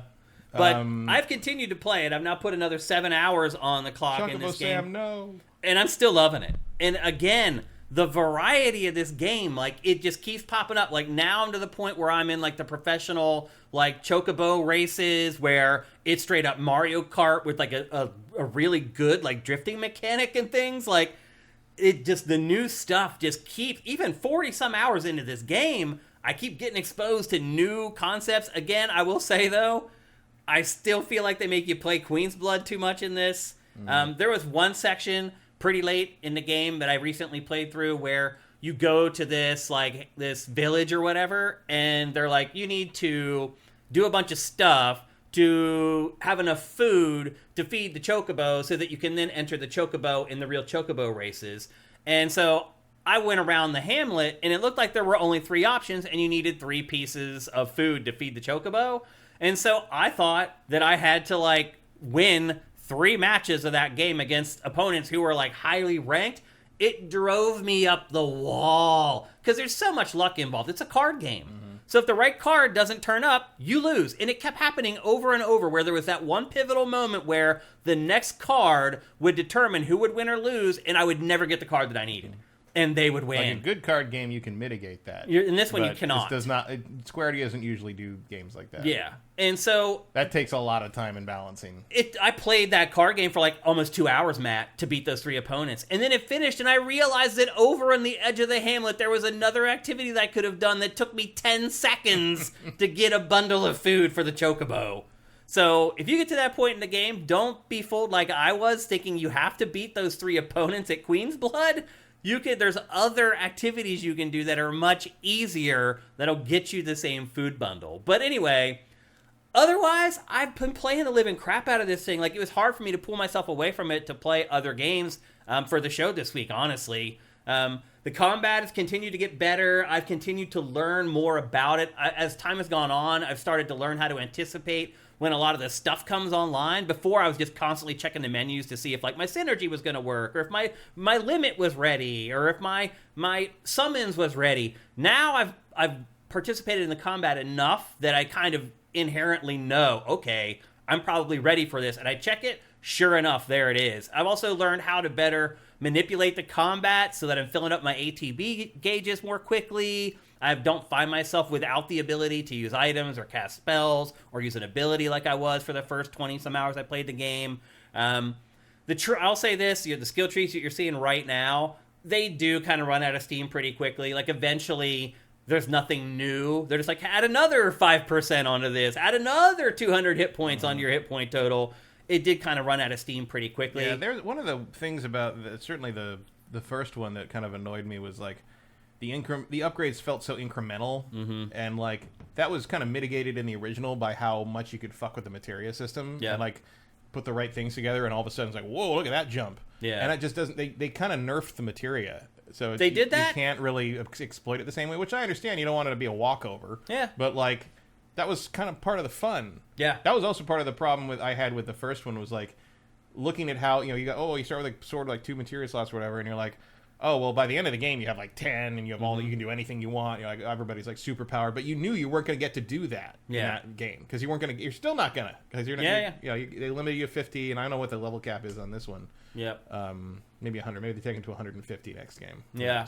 Well, I don't know. The other thing that I would say is there are some, later in the game again, like, there are some really touching moments in this game. I was, like, kind of surprised by it. Like, Barrett's story in particular. And I'll say this game in general doesn't change as much about the original game as I thought it was going to before I started playing it. Barrett's stuff pretty much plays out exactly how it did. Like, you learn about what happened to him in his arm. And then there's another character that's involved in that whole side story. And it becomes, like, a big part of the plot in Rebirth, and, like, it gave me a whole new perspective on Barrett. Like, I have looked at him as, like, this goofy kind of whatever happy-go-lucky guy who got caught up in some bad stuff early. That's how I looked at him from playing the original Final Fantasy VII. They give you way more context in this. Everything still plays out pretty much the same, like, the results are the same, but you just learn so much more about him as a character than you do in the original game. I was impressed by that. And then to your point about the weapons, Matt, it's not even that they're just, like, incremental increases of what you already have. It's that, like, you have a weapon you're Sometimes using. they're worse. In some categories. They're, like, balanced. It's like there's no That happened in the first one, too. Like, Aerith's weapons were worse. Yeah. Everything she got except one thing was, like, statistically... Unless you wanted... Basically, you had to either choose to keep her first weapon or lean super hard into magic with her. Yeah. Which was, that's probably what she's supposed to do, but it didn't feel good. Yeah. Well, in this, it's like you get a new weapon, and then you look at it, and you're like, well, my attack goes way down, but the magic goes up a good bit. So it's like this, they're all kind of the same, but it's like, and again... And then you run into an enemy that's magic resistant, you're kind of fucked. Well, it goes back to what I was saying again last week about the fiddling, about having to go in and, like, change the materia. It's like, oh, I scanned this enemy, and, like, sometimes they'll, like, take away most of the party from you. And you only have, like, one person to use in the battle or two people to use in the battle. And you have to go and, like, change up all the materia or whatever. Yeah, that still sounds like my thing with the first one where they just don't let you play. Yeah. Like, give me my 3 characters and let me run around and do RPG shit. Yeah. Like, that There's a seemed to lot be of very menu resistant stuff to that you do in this, but it hasn't really hurt my enjoyment of the game all that much, honestly. I guess what I'm getting at is, like, it's still holding up. Like, I'm at, like, hour 47 or 48 at this point, and it's still great. So, one of the questions someone asked me for Ask Shane Anything, and they asked Pactor about this a while ago, is like, should games be shorter? And I do think games generally should be shorter. I think that would help a good bit with a lot of the issues that we're having now with people being laid off and these projects that go on for 7 years. And if they bomb, the studio closes. I think that could help with it a little bit. I think it depends on the game. Yeah, but what I was getting at is then you play something like this, and you're like, this holds up for the whole 50 hours, and they keep adding new stuff, and it's not just padding where you're copying and pasting stuff. Like, a lot of, like, long games, let's be honest, they have enough content for, like, 30 hours, but then they just keep copying and pasting the same mission types and the same crap over and over to get it out to that 50 hours. This game hasn't really been like that at all. It really just keeps adding new stuff and improving your skills as a player as you go. But there are some games that I would argue that, like, the last 10 hours, you're like, really? Did I need to do that? Did I really learn anything from this? Or feel more edified having played those 10 hours? A lot of times that's not the case. That hasn't really happened. It hasn't broke down yet for this. So just again, I just want to reiterate, if some of you guys were still sitting on the fence about this game, I'm still really enjoying it. I know it's crazy. I know. I mean, I'm surprised more of you guys didn't comment about the fact that I like this game. After how much I disliked the first Final Fantasy VII Remake, it's a huge, huge tail whip turnaround. So anyway, again, if you're sitting on the fence, I still highly recommend this. I've been playing more of it over the last week. I've enjoyed it just as much as the first 40 hours that I played of the game. I'm still having a ton of fun with it. It still catches me off guard. It's still not mostly embarrassing. There's still moments where I'm like, that's a little cringe. But the cringe quotient in this is also way lower than I thought it was going to be. So I've been pleasantly surprised by the game overall. Congrim says, the new weapons have abilities too, which you can master to use at any time. Yeah, so that's another thing. I'm glad he brought that up. That was in the first one too. Yeah, well, I'm glad he brought that up because there's Cloud's second sword has this attack where you jump in the air and you air juggle. And it's also infused with both fire and electricity. And it just works, like, on so many enemies and in so many situations. Because also it helps you get off the ground and start attacking in the air instead of being stuck on the ground. If you switch out that weapon, you don't have that attack anymore. And it kept me from switching Cloud's weapon. It's the second weapon that has that. I got to Cloud's 5th weapon before I finally switched to the new weapon. So, to your point, yeah. Like, those special abilities do matter a good bit. Toon Medic says, the first one was my game of the year for 2020, so I can only imagine how much... You will love it, man. Go buy it right now. God, what are you waiting for? And the Legacy says, do you like Final Fantasy VII 2 more than 16? No. Still no. I still like Final Fantasy 16 more. I'm more of a fan of the more serious tone of Final Fantasy 16 than this goofy kind of, I don't even know what the hell this is supposed to be. It's shonen shit. Yeah. Basically, Final Fantasy 16 feels like it's written for at least 18-year-olds. Right. And this is written for basically 12 and 13-year-olds, yeah. So, doesn't mean you can't enjoy it as an adult. I watched 80s cartoons that were basically designed for 9-year-olds. Yeah. So, but it also doesn't mean it's going to appeal to me if true. I wasn't already there and engaged. Yep, so I am still loving Final Fantasy VII Rebirth. Silk Snake says, I think it depends on the game. It should be long. Baldur's Gate 3 and Horizon Forbidden West don't feel long. I don't know. The last 10 hours of Horizon Forbidden West, I think probably could have been cut from the game, and I wouldn't have missed them. At that point, that game had become pretty repetitive, pretty redundant, and a lot of the quests at the end of the game, even though there were great side quests throughout the game, it seemed like at the end they really kind of faltered.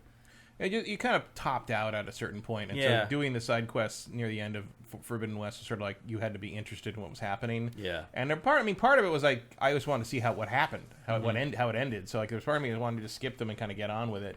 But that wasn't really the side quest fault. It was the fault of like I was interested to see what happened to the story. Yeah, I could be. I finished it. I did not actually finish the DLC. I didn't finish the DLC either. I finished the base game right through. Like I didn't have to go back to it and finish it. I just straight up finished I did go back to it before the DLC. I played about half the DLC, and I don't think I ever went back to it because it was in the middle of a bunch of stuff. Yeah. I think about going back to it periodically, but then it's coming out on PC. But then I'm like, do I want to play that whole game again? Yeah. Not really. That's it. Not because I didn't like it, but because it's like 80 hours. It's like a time commitment. Toon Medic also says, as a father of two under two, I would love it if the games were shorter. I can understand that. A lot of parents probably feel that way. Well, you know what's you just don't have the time that you used to have. You know what's really short is Balatro. Yeah, right. It is. Yep. See if you guys have anything else to say about it. I can't get enough of QB. I love it. What does that mean? QB. Queen's Blade. Oh, Queen's Blade. Oh, Queen's Blood. I don't love it. I don't hate it. It just got annoying that they kept making me do it after a while, and I just wanted to keep playing the RPG stuff. Vincent says The Rock is back in wrestling at WrestleMania this year. There you go. That's probably why that stuff's happening. Finally. Yeah. The Rock has come back. Yeah. To WrestleMania. For the 8th time. Yeah. Well, it feels like that's happened before. It's like The Undertaker. It's like, dude, go home. Yeah. Take a break or something. Like we're worried. Like it's not fun watching The Undertaker anymore. It's just like, is he going to be okay? Like he may die in the ring. Yeah. And not from like getting a knee drop, just from like a heart attack. Like that used to be Mick Foley's gimmick. Like you can't do that anymore. That's funny. And then also it's minor, but it was announced that there's a Mass Effect board game coming this year. Oh, that's right. Yeah, I saw that. And it's designed by Eric Lang, who is one of the best designers in board gaming. So something to keep an eye on. And then the co-designer... That's based on 3, right? It's set during 3. Yeah. So Eric Lang did Blood Rage, Ankh, Marvel United, the others, like some of the best like miniatures on a map game stuff in the last 10 years. And the co-designer is a guy who did a game called Lands of Galzir, which is a super story-focused like exploration adventure game. Put those two guys together, you have all the ingredients for a great Mass Effect game. Video game board games are generally not very good. Yeah. I can only think a lot of times they just clone it. They're like, oh, we're just going to put like a Mass Effect coding over Risk or whatever. Yeah, well, it's more like Monster Hunter is just like putting Monster Hunter figures in a pretty lackluster boss battler game. Like they do that.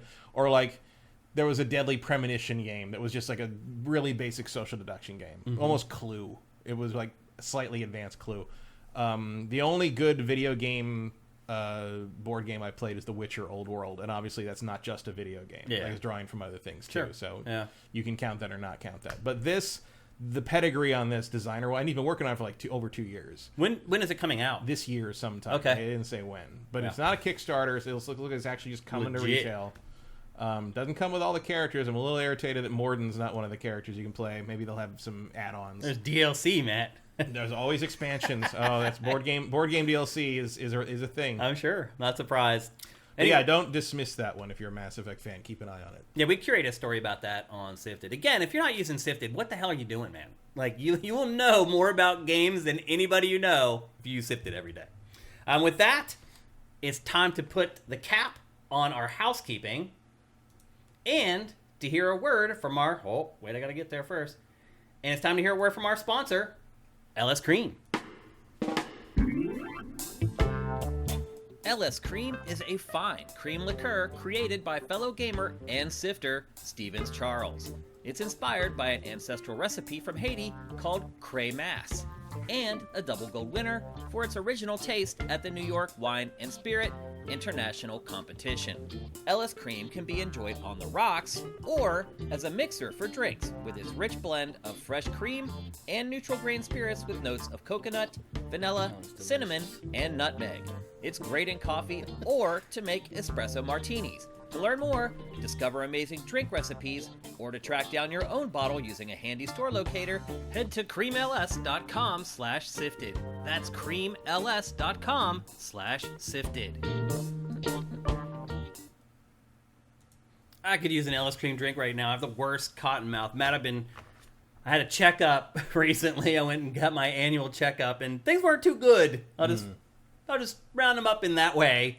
And so I need to make even more lifestyle changes. I already stopped eating like most red meat like a year ago at my last checkup. She was like, you need to stop eating meat. So I stopped eating meat. This time she was like, you need to stop drinking anything but water, basically. And so I have tried. It's hard. It's really hard to transition to only drinking water, but that's what I'm doing. Like the last 3 episodes of GameFace, I've only been drinking water. It gives me the worst cotton mouth.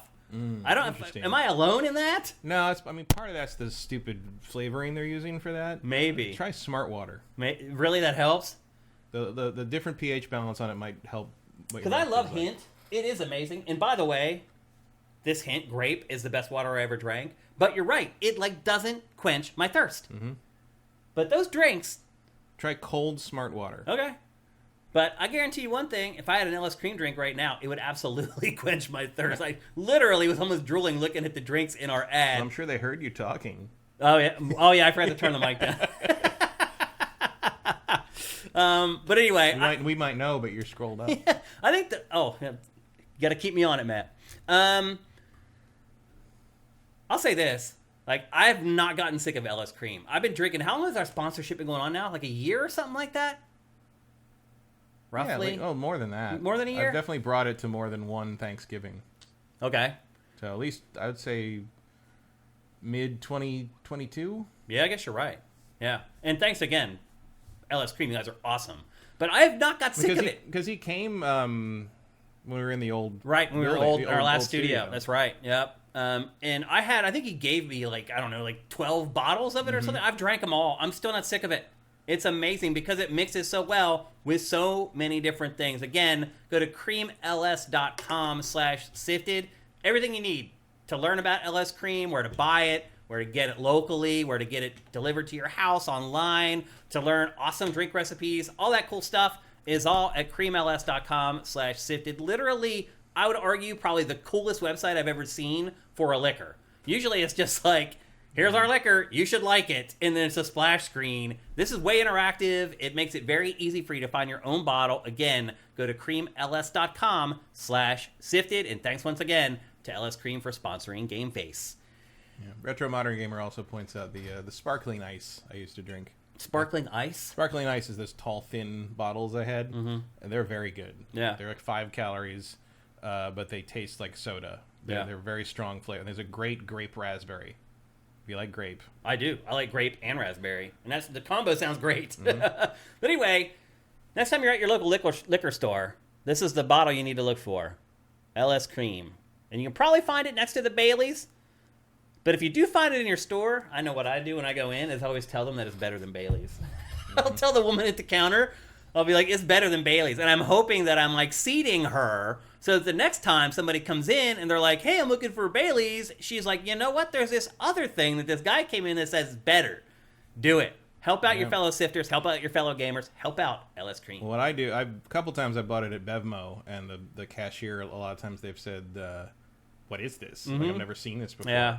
And so I always talk it up. So I tell them, it's really good. It's better than Baileys. And I tell them, maybe this is more of an LA thing, but I tell them it's the only black-owned cream liqueur maker in the country. Oh yeah, and they always perk up. Yeah, with that. I'm like, that's a little factoid that'll let that. You're right. They'll tell that to someone next. That's true. Yeah. You got to spread the word. Spread the word like that, and you're gonna be like, it's a good thing to support rather than a faceless corporation that is Baileys. Absolutely. Yep. Support your fellow gamers. Support your fellow sifters. Support LS Cream. It's a form of supporting local. Yeah, it is actually. Yep. Small business local for sure.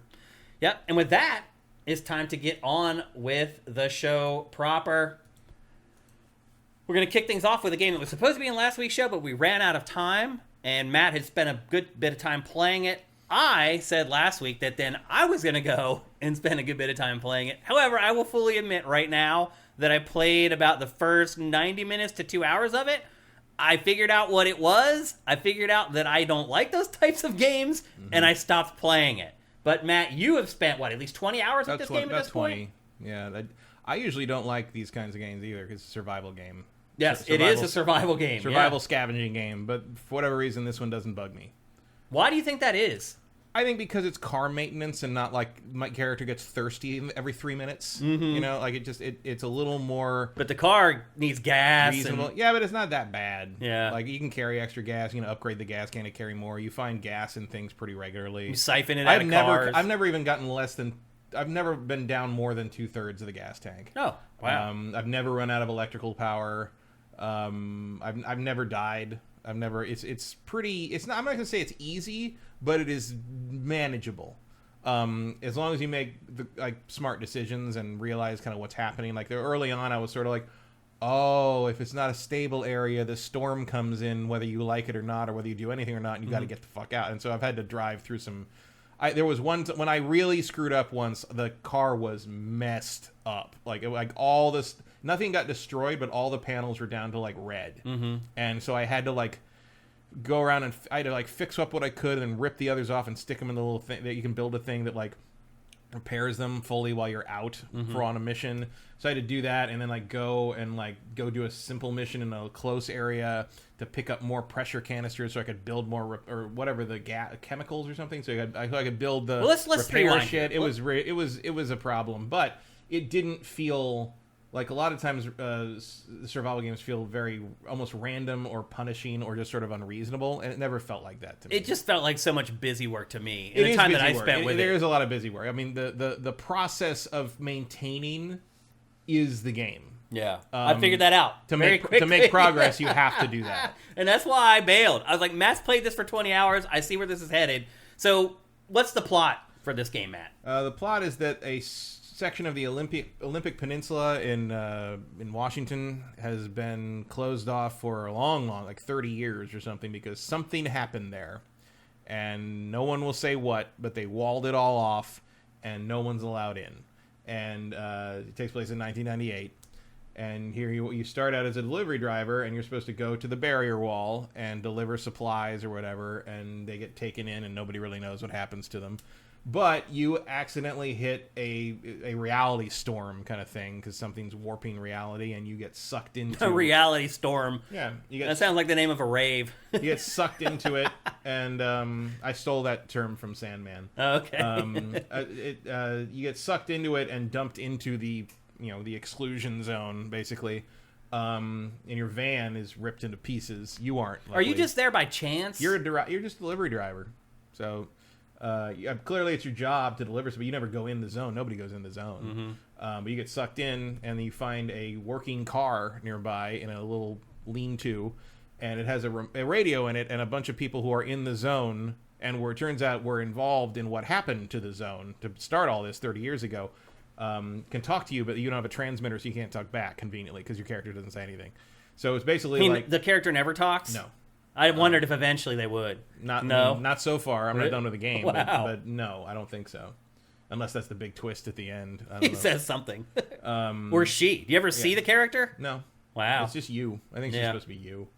And so basically you're getting sort of... It's like audio diaries. It's like there's Ophelia is like this old woman who's sort of this grouchy person, but she's sort of guiding you through the early stuff and how to survive in the zone. And it turns out, of course, she's one of the scientists who caused the thing to happen, and there's these two guys that she doesn't like who also chime in sometimes, who are more blue collar guys who were caught up in all of it, and they're the guys that one of them is just they're outside of Seattle, but for some reason they have New York accents. It's like yeah, you gotta get through the zone, and it's like that's how I'm a down to earth guy.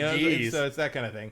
How much do they personify the car ultimately? Not much. I'm sure you remember the Stephen King book and film Christine. No, it's not that, but it is nothing like that. Well, the car is what is it? There's a term for it in the game. But the car is like some kind of artifact or something created by the zone, or maybe infected by the zone. That is because you're attached to it. You become basically bonded with it, and the problem is that literally or figuratively. Like a little bit of both, but basically, it's never been a car, but there have been other objects that are that, whatever this, I can't remember the name of it, but it's eventually it will drive you crazy. Oh, so there's a little bit of Christine in there then. It's more like the One Ring. Okay. It's like if you're around this thing long enough, you will be consumed by it. Okay. And the zone will take you, basically. So there's a whole thing where they have to get you out. Ophelia is like, we got to get you out of the zone before that happens, because I don't want to deal with the results of, because this hasn't happened in years. Okay. What do you mean, them taking over somebody? No, one of these artifacts hasn't shown up in years. Oh, gotcha. Okay. And so the fact that it's that and that it's a car is very unusual. Mm-hmm. So they got to figure out how to get you out of there. Or what about the car, though? What do they want to do with the car? They're unclear. They want to leave it in there because it's dangerous, or they don't really tell you that. I mean, I presume because the point is to get to the center of the zone. You start in the outer zone, you go to the middle zone, you got to get to the deep zone. And you'll find different crafting components as you go to each one, and that's how you upgrade everything. So here you see getting pulled into the reality storm thing there. And the problem, so you have kind of a garage. It's Ophelia's garage that she's not at. She's just right, but like you go there, and that's where you can repair the car, recharge. You got to repair everything. The one thing that I didn't like about this game right from the get-go is how you have to do everything. So it's like I got in the car and I'm like, go. Oh no, you got to look down. You got to use your hand to like put it in gear. Then you got to look at the key and you got to turn it on. Like it's one of those games where it makes you do every little action. And then you get in the car, it drives like crap. And then you get to Ophelia's garage, and this is where the game started to turn me off, because it was like you have to repair like every panel, every headlight, and you get this putty that you slather all over it, and the body just magically like repairs itself. And then I will say this, like I took the car out on the road, it was like driving a different car. Yeah, because the front right tire is flat when you get it. So that part was like rewarding at first, but then I started to figure out that that's the game. Like you're constantly like having to fix your car and go through the same process all over again. It just felt like it was going to be tedious. And knowing that you had already played a bunch of it, I was like, you know what? I'm just going to play something else so we can get another game in the show, basically. I mean, it could be tedious, but it's like I think the upgrades feel good. Like once I finally got like upgraded enough to like, and it doesn't take long really if you know what you're looking for. But I was able to upgrade to off-road tires. Oh my god, that changes the game. Oh, I bet. I guess that's the third kind of tire. So you start with spare tires. You put on summer tires. I don't even know what that is. Summer tires, just thinner tread, basically. Okay. Yeah. And then the next one up is off-road tires, and they're pretty. I had plenty of components because I am a pack rat in games. Yeah. So I was able to build 4 of them and put them on, and it like raise up. And all of a sudden, like instead of skidding through the grass trying to get around obstacles and stuff, I'm just like driving over fucking trees. Like it was amazing. The only thing you got to watch out for because the off-road tires don't puncture as easy, because that was a problem with the summer tires when they'd pop, and you have to make another kit, a sealing kit, to like stick it on that and then pop them back up. Yep. But then the off-road tires will break, like they'll misalign, and you have to build a mechanic kit to like realign them or drive them misaligned, which gets annoying after a while. It's not as bad as driving with a flat, but it is not ideal. Yeah, the realism in this game you have to kind of surprising. balance, like I gotta get there with not punishing your car too much, because it will in fact break. Yeah. You can crack the windshields, you can crack the headlights, you got to fix those. Now that gets a lot easier to deal with once you can because you can upgrade the car parts that you can build and put on the car. You can also upgrade the garage and build more storage space for components. You can build a thing that automatically breaks down stuff you don't need anymore and spits components back out. You build very early on. You build a scrapper. Yeah, the that scrapper you can then is the take first to like thing. any car part, and it'll just turn it into material. But the most important thing to build first, as soon as you can, is the repair. The equivalent of the scrapper, but it's a repair cabinet, tool, basically. Yeah. And you can put like maybe 5 or 6 car panels and stuff in there, and when you leave and go to a mission, when you come back, everything in that cabinet will be fixed completely. Oh, okay. For free. That's cool. And so, and eventually you can upgrade it to hold even more parts. So, like, at this point, I basically have 2 sets of car panels.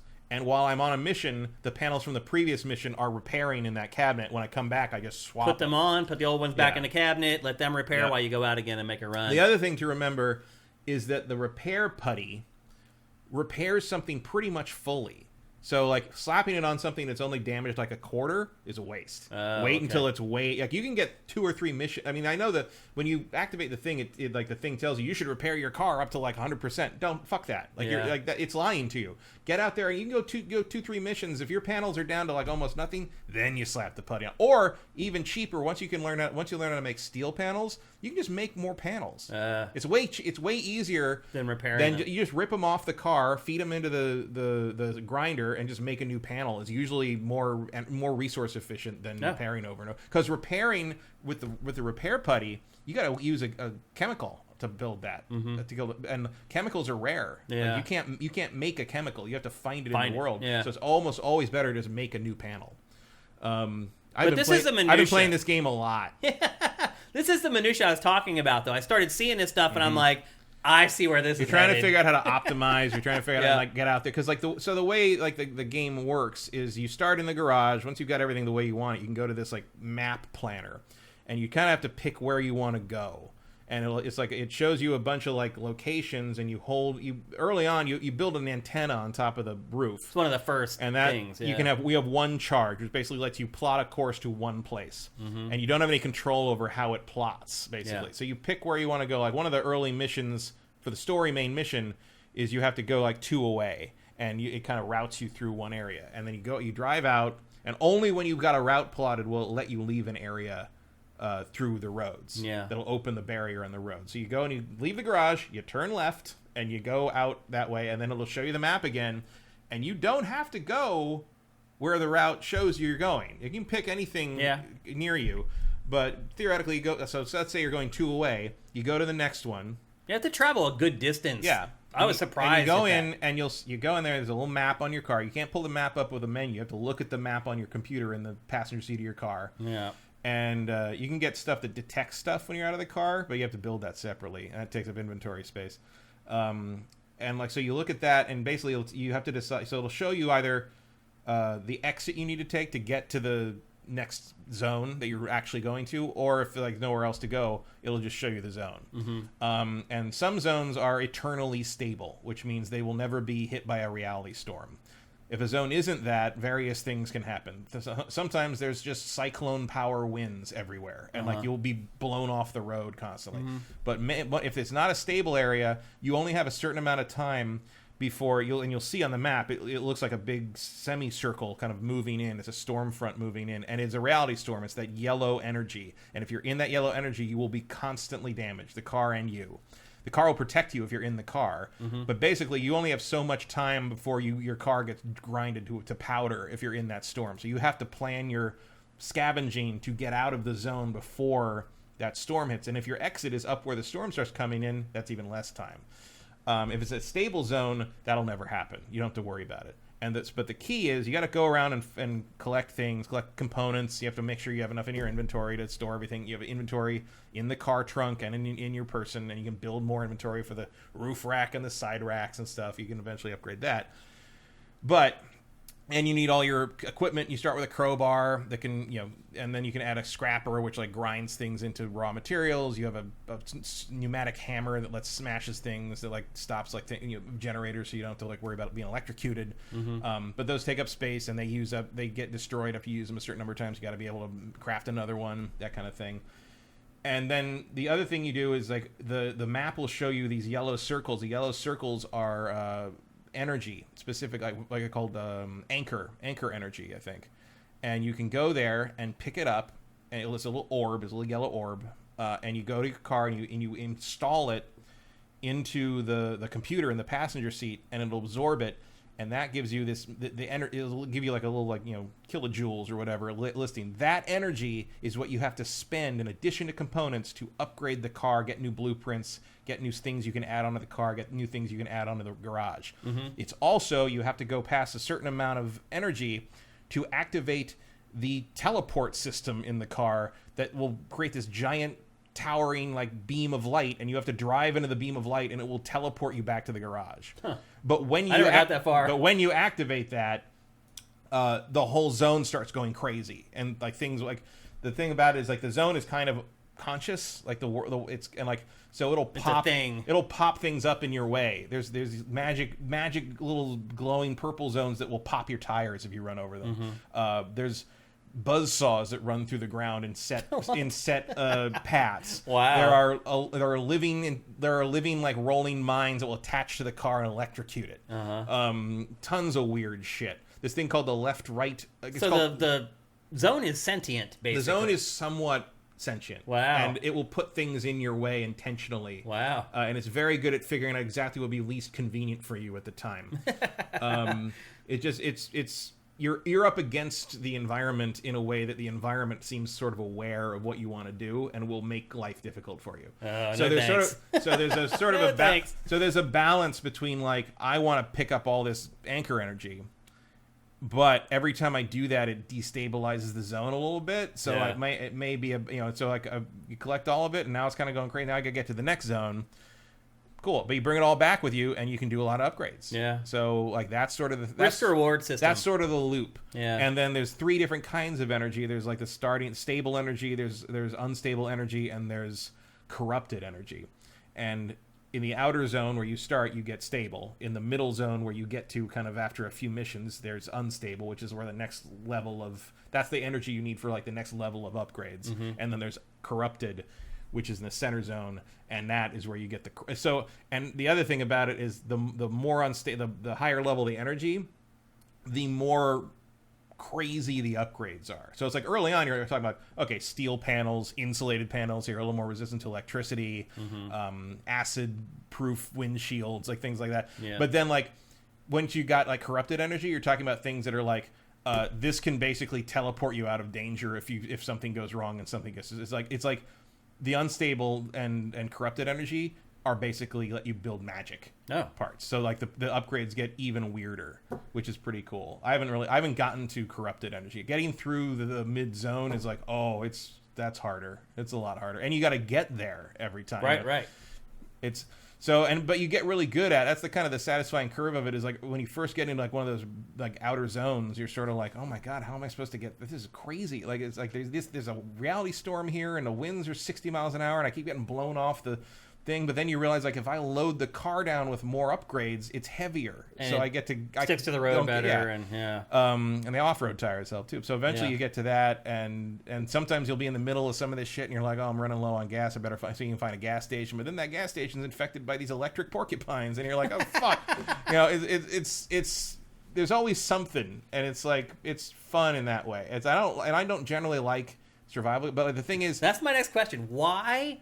Both you and I generally do not like games like this. What is it about this one? Because you don't have to maintain the person. Like your life can drop if you're in electrical, radiated zones or whatever. Especially when you're picking stuff up. Like sometimes you'll realize the radiation goes up in the building you're in, and you're slowly losing life. Mm-hmm. But you pick up tons of canned food, and you make med kits whenever you want. So keeping the human alive is super easy. Yeah, barely an inconvenience. And but the car is really sturdy. Like if you're obsessed with keeping the car in tip-top shape, it's going to be super annoying. Mm-hmm. But the car can take tons of damage before you even need to worry about it. Gotcha. And we have to wear off all the panels before its HP is even starting to get damaged. And like it doesn't matter. Like the damage doesn't make anything perform worse. Like at one point something landed on the car and it destroyed the hood. Like the steel hood it killed it. Like it was just too much damage. It shattered. So now any damage to the top of the front of the car was damaging the engine directly. So that by the time I got back, the engine had like 1/3 of its life gone.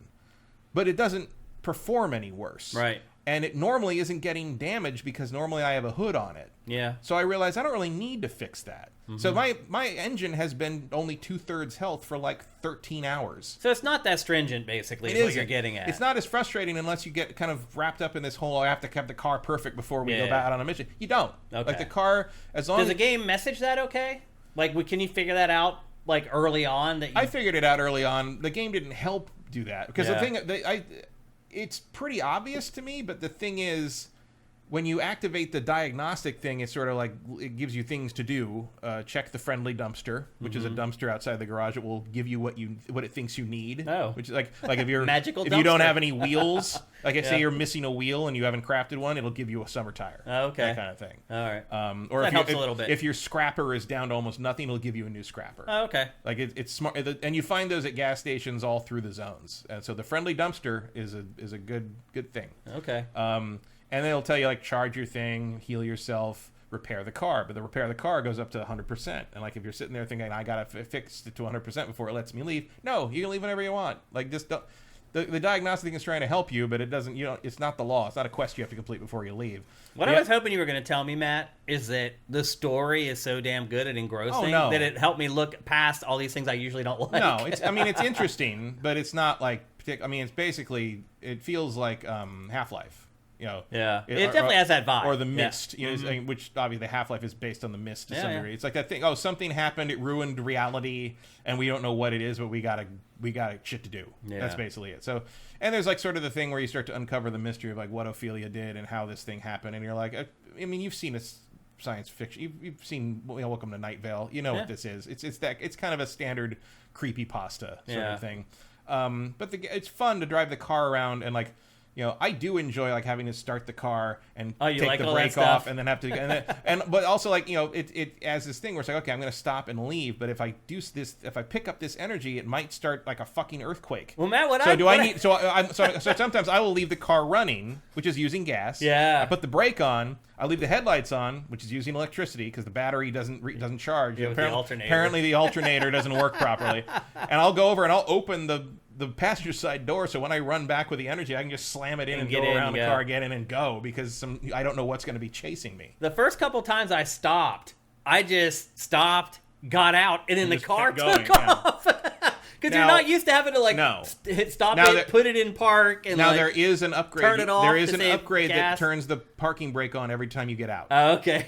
And turns it off when you get back in. So that's the kind of game it is, though. You have to do everything. Yeah. But it's like everything's a resource balance. Yeah. And so also the other thing that can happen is the car does develop quirks when you're out in the zones. Like for every player, it could be different. Yeah, it's a huge number of random things, and basically the way you fix it is there's a little diagnostic machine in the garage, and what it is you go to it, and you have to at every quirk, it's a thing that the car does when you do something else in the car. So you have to diagnose it by saying object, verb, when, object, verb, and then arrow causes object, verb.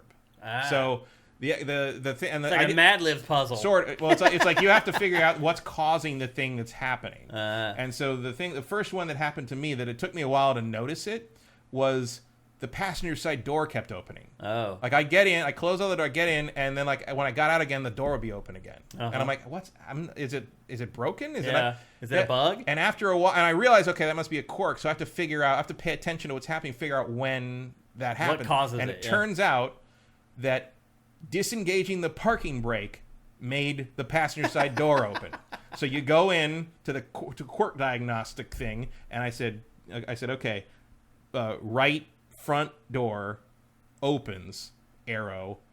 It's parking brake off, right passenger door open. Okay. And it says correct. You have 8 guesses. You can guess. And if you guess the quirk, does it eliminate the quirk? No, you have to then pay some resources to build a kit that fixes it. I should have known. But if you guess wrong, it will tell you how many you got right. Okay. So, and you have 8 guesses per quirk. Yeah. It's so you got. I mean, most cars do have quirks like that. It's kind of cool. I mean, probably not engage parking brake. The door opens. These are magic quirks. More right? like if you try to lift up too hard on the turn signal. There was another one. There was another one where every time I turned the headlights on, the radio turned on. Oh. Which seems more. That's more of a normal. Also very Christine-like. Yes. Yeah. So that'll happen. That stuff happens, which gives a little personality to the car. And it's like you don't have to fix. There's nothing negative to that.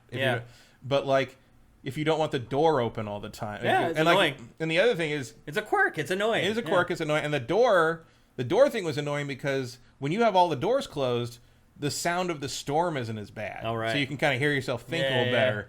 And it was like the doors open and you hear on this. I'm just like, oh, that's really annoying. Yeah. So yeah. So you fix it. Also, I should note it's pretty impressive technically. Yeah, it's a good looking game. It's a good looking game. There's an art style to it, so it's not super realistic. Yeah. But the draw distance goes forever. I think the art style helps with that. Art style helps with that for sure. But it's pushing the system pretty well. I have everything maxed out. Are you playing on PS5? No, I'm playing on PC. Okay. So I have everything maxed out, including the mirror. Like the big performance suck is if you turn the detail in the mirrors up maximum. Yeah. And it's reflecting the whole world. But like, you know what? That side mirror is maybe the best car Makes a mirror I've difference. ever seen in a game. Like I can see everything all the way back. There's no cutoff. It's like you see it's a perfect mirror. So this game is $30. It's only PC and PS5. For now, it's PC and PS5. Eventually, I I'm would guessing. guess it'll come to everything eventually. And you could probably get this to run on Switch okay. I would think. I mean, it probably won't look as good. They won't let you put the side mirrors on, though. No, the side mirror will probably be rudimentary if anything. It'll just be like a gray haze or whatever. You don't really need it anyway, Yeah. unless you're. It's just a nice to have. That's the thing is like there's an element of just simulating what it's like to drive a beater car, Right? Yeah. That like is fun. We've all had one, It's like, and you can tweak the thing to do anything you want. Like it's pretty cool how you can modify it because like you get a bunch of options of different. You can have an insulated car, you can have a acid proof car, you can have a radiation proof car. You can put spikes all over it. Like, yeah, I have a device because one of the big things that was annoying me was those electric mine thing, the little porcupine things. They're called bunnies, actually. The bunnies would jump on my car and they just stick to the car magnet and just electrocute it. The whole thing is, and then if a part gets fully electrocuted, it'll just be electric for a while and it's draining your battery. And if you touch it, it hurts you, which is annoying. Yeah. So I put a device in that I can activate it, and it basically it's like a EMP thing that just blows them off the car. All of them off the car. It makes it so they can't stick to it. So it sounds like there's an answer to every issue. There is. It's just, and a big part of the game is finding what the answer is to the issue. And it's being able to have the right energy to get that blueprint, and then having the components to build it, and then having the room in your car to install it. I hate blueprints, by the way. Every game that has blueprints, we have to find the blueprint before you can build something. Well, in this one, you don't find them. You there's a computer in the back of the thing, and you go in and so there's huge trees. There's like, I want to say there's 12 upgrade trees, and you just go to them and it'll tell you need. So now I want to build off-road tires. It'll be like you need 3 rubber, 2 steel or whatever, and you need to spend this much of the anchor energy. And if whatever you brought back is what you can spend from that. And you hit that, and the blueprint pops out of the little pneumatic tube. You pick it up, and he looks at it, and like now you can build it. So you go over to the crafting table, and now you can build those tires. It's like Rocket League. I literally have like 8,000 blueprints, and I've never done anything with any of them. You don't need to find blueprints in the world and hope you found the tire you need. You get to choose exactly what that is. All that matters is that you have the equipment you need to build it. The things you find in the world are cosmetic customization. You can find paint and decals and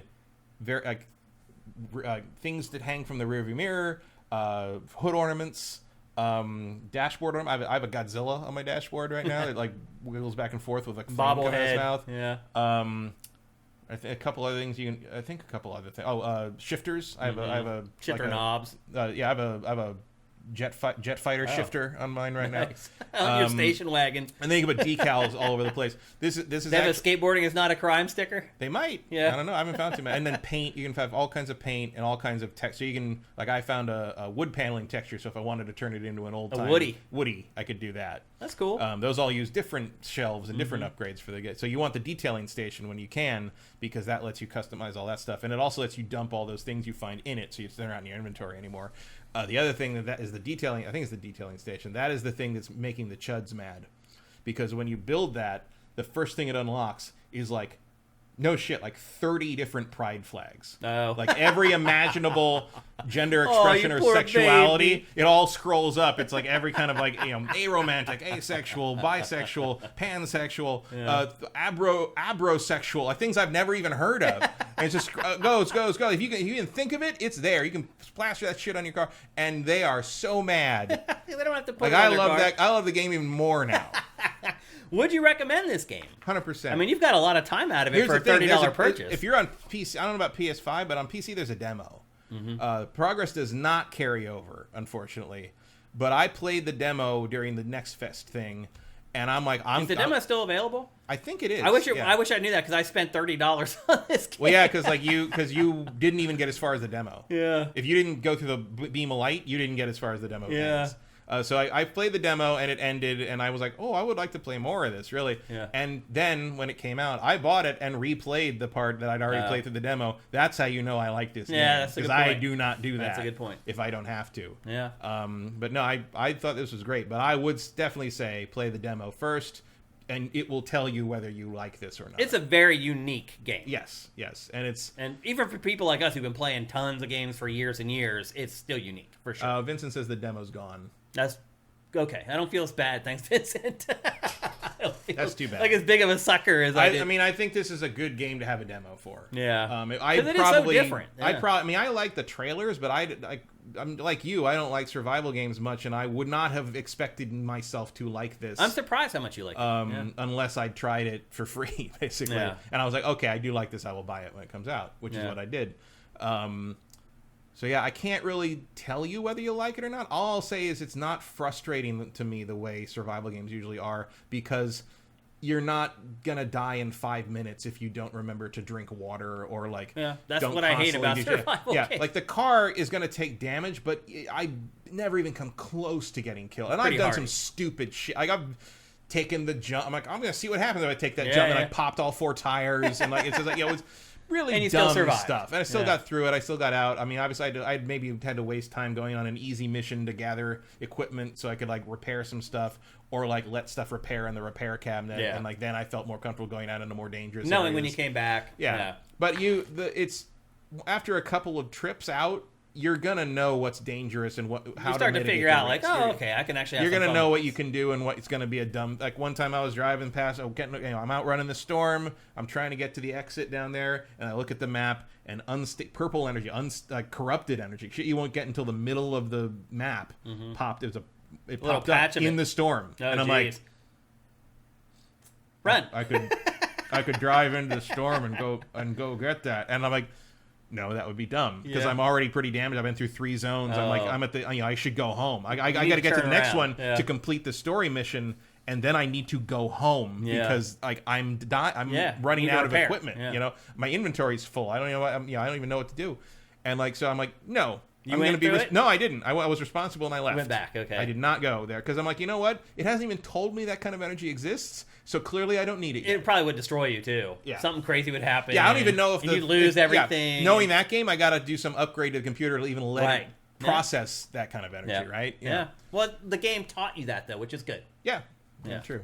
So I just assume that everything needs some upgrade before it can do the thing I expect it to do, which is why I quit playing it, because I figured that out very quickly. Yeah, it is an upgrade, but I will say it feels very satisfying once you get that upgrade. And if you're gonna play it, the first thing you should do is build that cabinet that repairs things in the garage, and get the off-road tires. The off-road tires are a complete game changer for the car. Okay, there you go. That's Pacific Drive. It's available for PlayStation 5 and PC.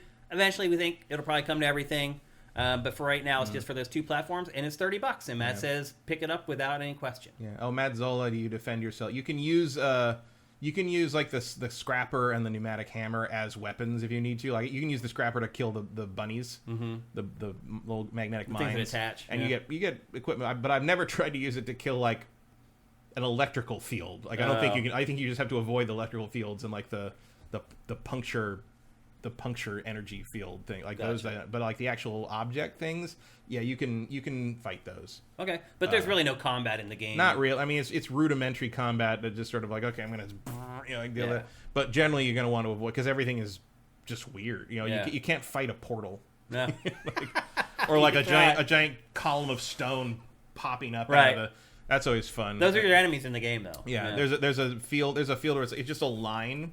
And it's and if you drive over it, it just pops you up in the air like 100 feet, and you just sort of have to hope you don't land on anything bad, and that'll do damage to the tires, no question. But like sometimes you got to do it, because you carefully avoid drive around it, and then when you're coming back that way again, you're being chased by the storm, and you're just like, I got 30 seconds. We're jumping it.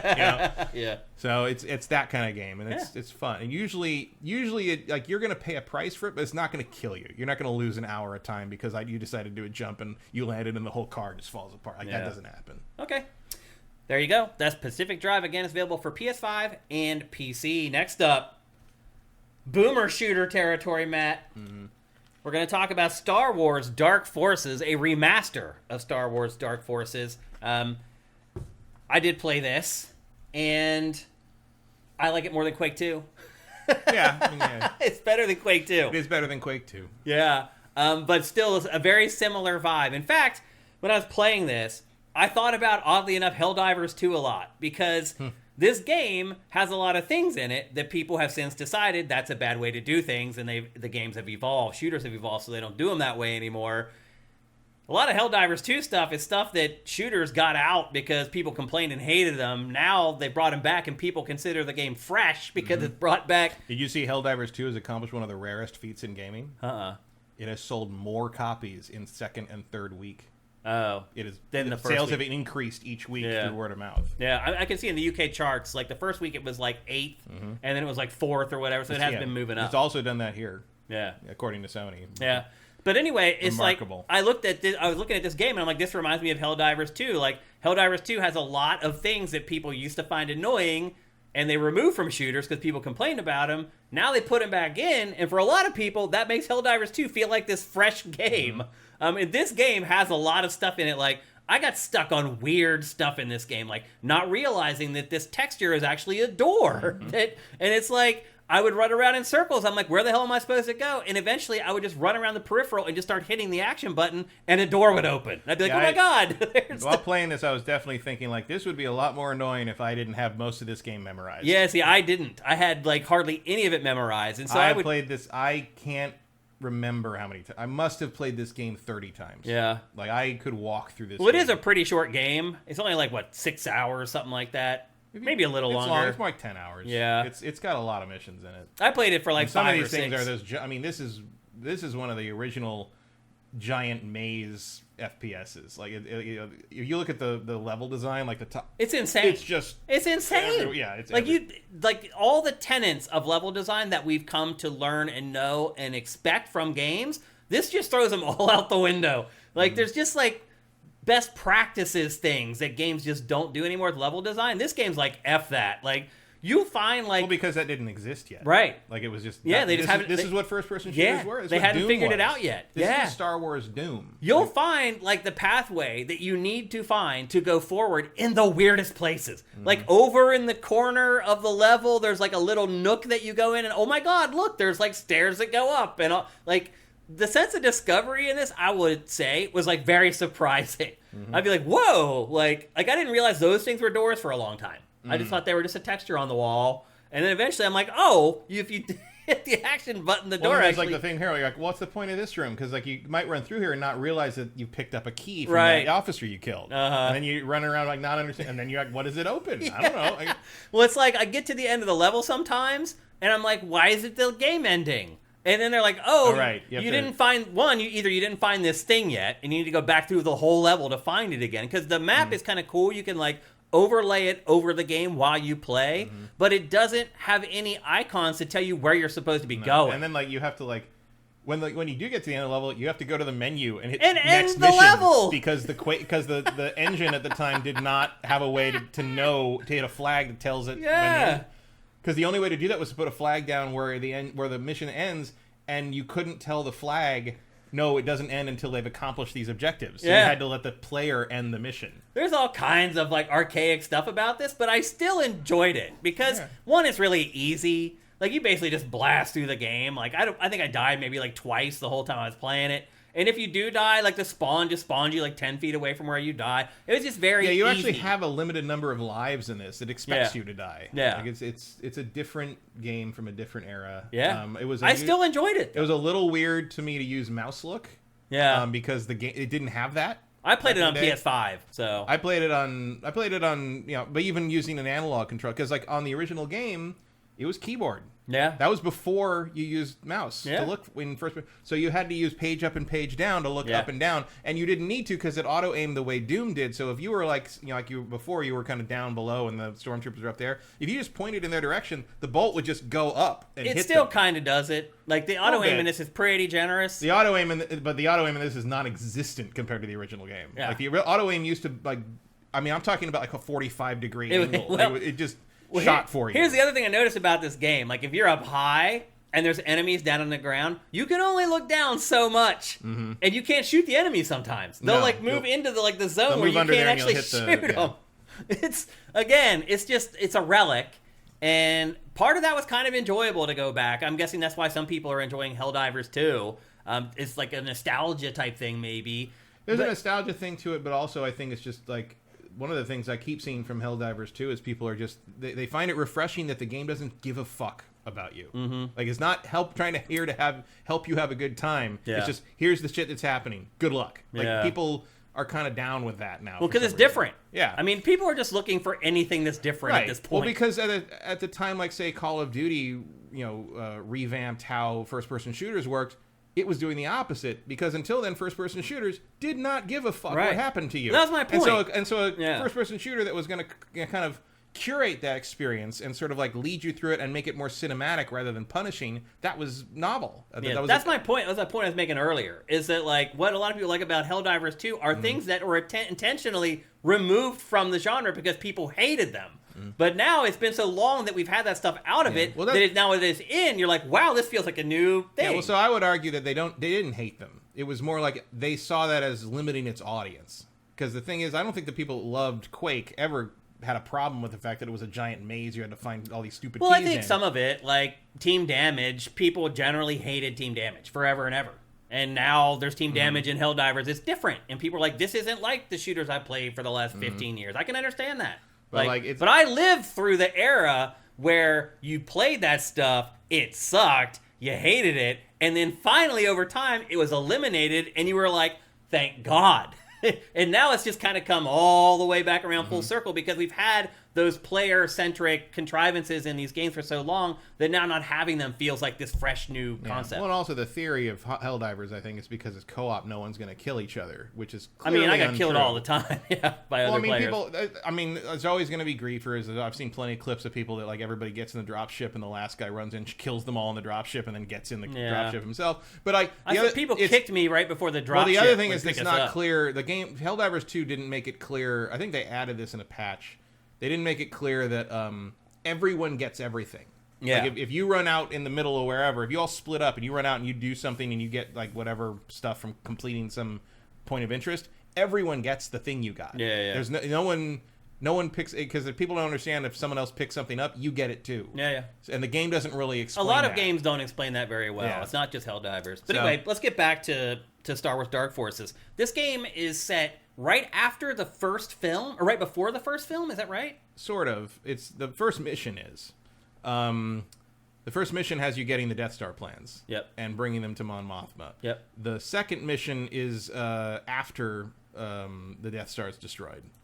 And here you see the briefing. And basically there's a... this stuff's all been touched up. Yes. Like big time. These cinematics. And the Moff, I can't remember his name, but he's building Dark Troopers, which modern fans will recognize as the droid troopers that Moff Gideon uses in The Mandalorian. Yep. This game is where those come from. And he's building these things, and they can drop on a planet and basically massacre everyone on the planet way faster than normal stormtroopers.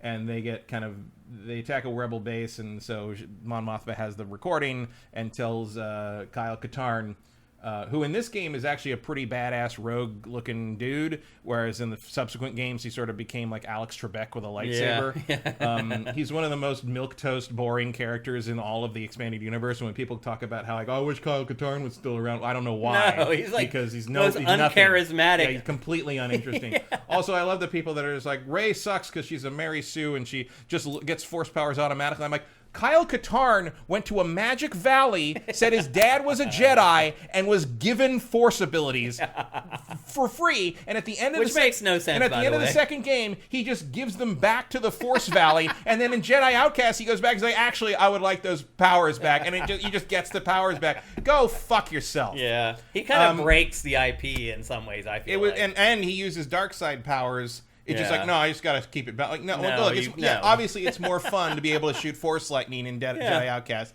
but like it doesn't make any sense. Yeah. That's not how the Force works. Yeah. Not in the old canon, not in the new canon. Like that's not. Yeah. It's there because it's a video game. So then you're basically assigned to investigate this Dark Trooper thing, and you do, and eventually you fight the Dark Troopers, and you fight the Moff guy in a big like Mecha Hitler. I mean, basically the same boss fight as Wolfenstein. Yeah. You know. But it's fun. It's good. There's boss fights, not too frequently, but there's a few scattered in the game. There's like there's rancors. I think there's Dianogas in the water. Like there's there's some stuff. This is from the era where LucasArts would basically be like, what's popular right now? Let's do that, but hose it down in Star Wars juice. Yeah. And like that was a pretty good strategy. Yeah, really. I mean, I enjoyed this. Even playing it now, I still enjoyed playing this game. Yeah, I liked it. I intended to sort of play through a couple levels, and I played through 8 all in a row when I first started.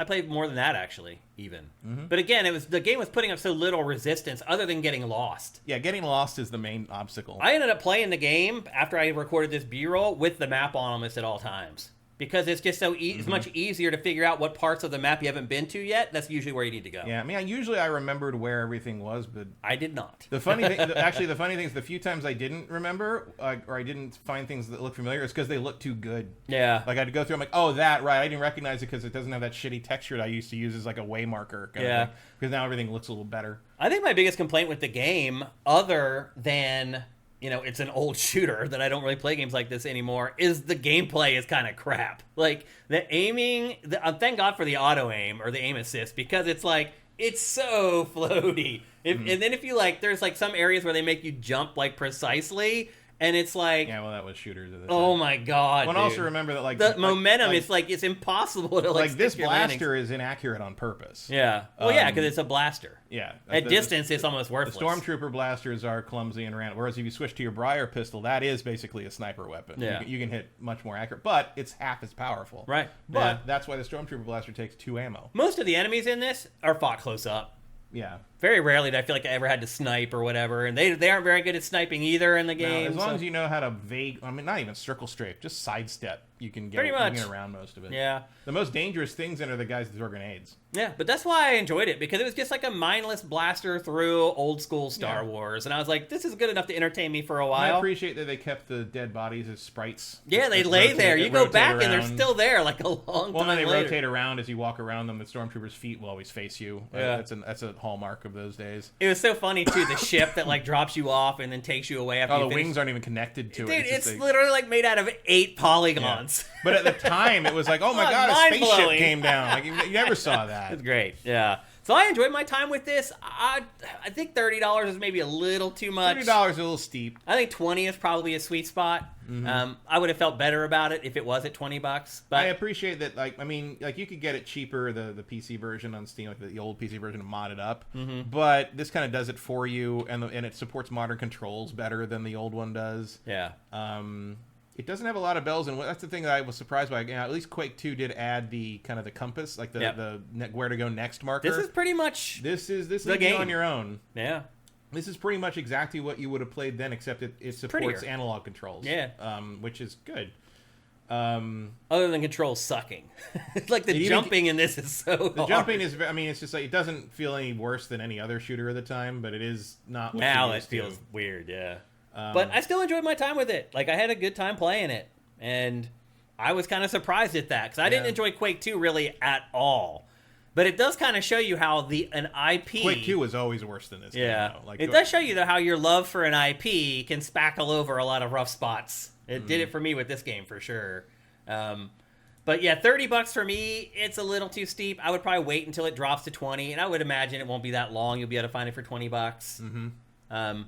But it's a simple game. There's not a lot to it. Some people, again, may want that refreshing, old school vibe that this game has, a little bit like Helldivers 2. It's a little bit of a throwback, but not quite. It brought a sense of nostalgia to my soul. I think if you liked the... and I did play this game a lot back in the day, so it's a nice little trip. Yeah. I think if you like that Warhammer boomer shooter, this is probably going to scratch that's a good way to put it. Yeah. I can't remember the name of that. Bolt Gun. Bolt Gun. Bolt Gun's better than this, though. Yeah, it is. Well, because it's made now. Right. But it's a similar kind of run and gun. There's not much else to it. Go hunt the switch thing. Very simple. Yeah. Find a switch, flip it, and then fight a bunch of stuff. I will say, if you find the hunt a switch key card thing annoying in this, but you're going around saying Jedi Outcast is the best Star Wars game, you just haven't played Jedi Outcast in a very long time. Because that's all Jedi Outcast is, too. Let's be honest. A lot of old games are that way. Oh, yeah. That was just the way it was. Standard. Yeah. Yeah. And like Difference is we live through it. Other people look Right. back at it. And nowadays, I kind of, there is sort of like, yeah, I remember that. It doesn't mean I'm going to play all of Jedi Outcast Right. again, but maybe I won't be as annoyed as I was at the time. Yeah. Because that was just how everything was. Yeah. And it's just like, you know what? We didn't know any better. Giving me my lightsaber and then have the whole next level be a bunch of snipers in the middle of get hit once and fall off at the ledge and you die level.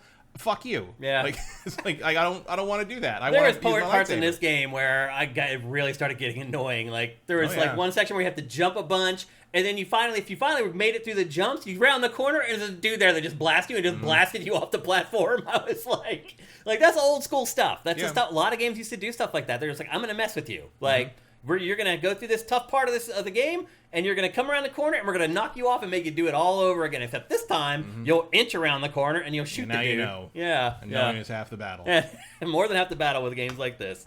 So anyway, that's Star Wars Dark Forces Remaster. Definitely not a remake. And it is available for pretty much everything. Yeah, it's on I think every platform, even Switch. I mean, your phone should be able to run this. So and it probably will. Yeah. I saw where somebody, and this is curated and sifted right now, where a dude got Vice City to run on a router. On a T-Link router, got Vice City to run. That just shows you, like, one, how weak those old first 3D consoles were, and two, how powerful everything is now. Yep. It's really crazy. So anyway, there you go, the Star Wars Dark Forces. Next up. Your watch has more power than the computer that sent people to the moon. Oh, I know. It's insane, really, that they went to the moon with the technology that they had. It's really insane. I would not have got on that ship. No effing way. Next up, another kind of smaller game, but it's an IP that has been growing in popularity over its last couple entries. I don't even know what this is. It's a game called Expeditions, a Mud Runner game. It is the semi-sequel to SnowRunner. It is a technical driving simulation. Do you know what technical driving is? No. So it's driving where you go very... like driving a technical... No, it's technical driving because you literally go like a third of a mile per hour and you're trying to navigate insane off-road terrain. Right, but aren't those trucks called technicals? Some of them are. Yeah. In Europe, they call them technicals. Here, not so much. And in the military. Yeah, you're right. Yep. But it is about like here's the thing. In this one, in the other games in this series, there were roads. And a lot of it was like, how deep is the mud? How deep is the water? Can my truck get through it? In this, there really are no roads. It is 100% off-road. And it's all about you reading the terrain very slowly, figuring out how the weight is distributed in your truck, and making sure that you don't flip over. And if you do flip over, you have the tools to flip back over. You have a winch that you can use. You have a bunch of, you can hold, R1, and it brings up a wheel menu of all the extra things that you have. So you have, a winch that you can tie to different points on the car and then select a different point in the environment, like a tree. Eventually you get the ability to screw the points into rocks. So you have these devices that you screw into rocks that can give you a pull point. Because it's important. If you start pulling yourself and you're off angle, it can also flip your car over. So that reminds me, in Pacific Drive, if you flip the car, it just teleports back up onto its wheels. Oh, really? And if you get stuck on something, you just kick it. Oh. You kick it until it's not stuck. And there's an achievement for kicking it 3 times. That's hilarious. So not technical. Yeah. The other thing, too, other than the fact that, there's a bunch of shots in this that are just like, well, that's me. Bet you're wondering how I got here. Yeah.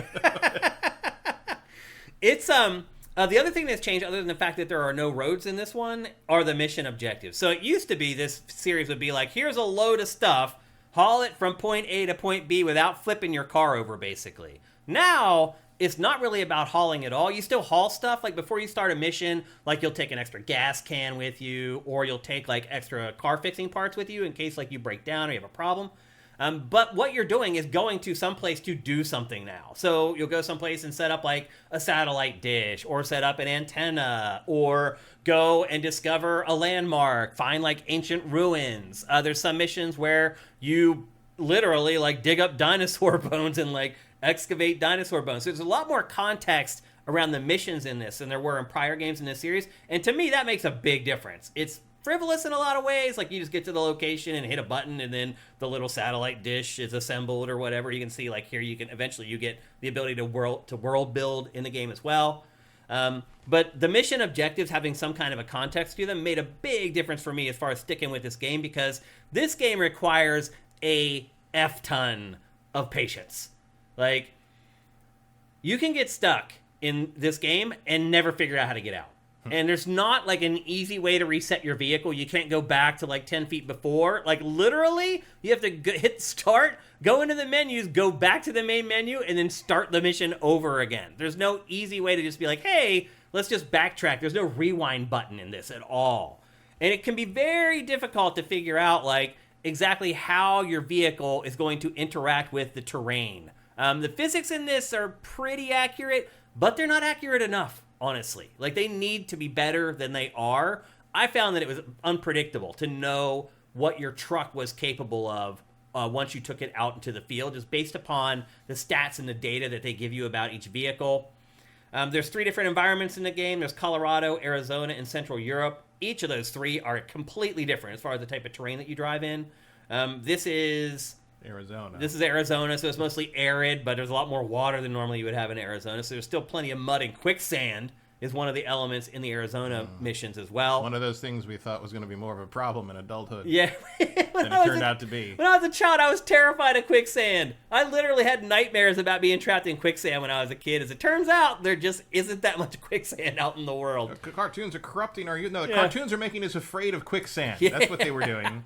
If you look down in the bottom right-hand corner of the screen, this is where it's supposed to get really technical for the player. So you can choose your gear. You can choose to just put it in automatic, where it's like a higher gear and you have higher speed, but you can't get up hills as well. Or you can put it in low. And then up above that, you see like the 2 icons. The one on the left is for all-wheel drive, and the one on the right, I think it's for just like rear-wheel drive. Or no, the one on the right is like flipping your differential or whatever. The one on the right is all-wheel drive. Yeah. Because I just saw the tooltip pop and up. The left is turning on your differential. So if you have both... Yeah, because the wheels in the front are turned a different direction than the others. So if you have both of those on, it's supposed to make you like ultra climber, like super truck.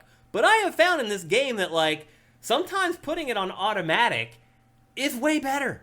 1, you go faster at all times, but 2, I found it even gets out of mud better a lot of the times. Like, again, the physics in this game are not perfect, but you have to rely on them for everything. Like, even simple stuff, Matt. Like, you're looking at this right now. You're like, oh, you can just drive through this. No. Like, that puddle to the left, like a little bit forward and to the left, if you go into that, you'll get stuck and never get out. Like, eventually you get a sensor that tells you how deep the water is, but, like, even using that, it seemed like there was no rhyme or reason to whether you would get stuck in stuff. And then you can, like, get stuck. You're like, okay, well, I'm going to flip the differential. I'm going to put it in low, and I'm going to go into all-wheel drive, and you still can't get out. And again, a lot of times, I would just have to hit start and just start it all over again. So you can see that icon there with, like, the yellow flag. Like, some of the missions in this game are like, you need to discover everything within this circular zone. And it will let you send out a drone, and it will sometimes like check off some of the territory that you need. But what I found is like you get to like 97% and you cannot find the last 3%. It doesn't matter whether you got the drone out or whether you're driving all over the damn map. Finding that last 3% of the map can be almost impossible. There's just not enough feedback, I guess, for the player. I mean, as you see on the left hand... on things like that, when you get to like 95%, it should start guiding you to the remainder. Yeah, there's nothing like that in this. You really feel like you're all on your own in this game. This seems like a game, if I was going to get it, I would get it on PC specifically to be able to mod it. Mod it, to make it more user-friendly. That probably would be a good idea. And this series, to be fair, was birthed on PC. Now it's on everything. Literally, it's for this game in particular. I've never even heard of this. You've never heard of Mud Runner or Snow Runner before? No. They've been given away for free on PlayStation Plus before, and and the last one sold like 3 million copies or something. Like, it's this little sleeper hit that a lot of people have resonated. Final Fantasy VII numbers. What? Yeah, good one. The other thing I would say, too, is this game is different from pretty much anything that you've ever played. But, like, the tutorial and the instructions are way too obtuse. Like I said, they don't tell you how to really discover all the pieces of the land you're trying to find. They don't really tell you how the drone works. They tell you how to activate the drone and how to fly it around, but they don't tell you, like, exactly how it works as far as discovering territory. Like, the game is just way too obtuse.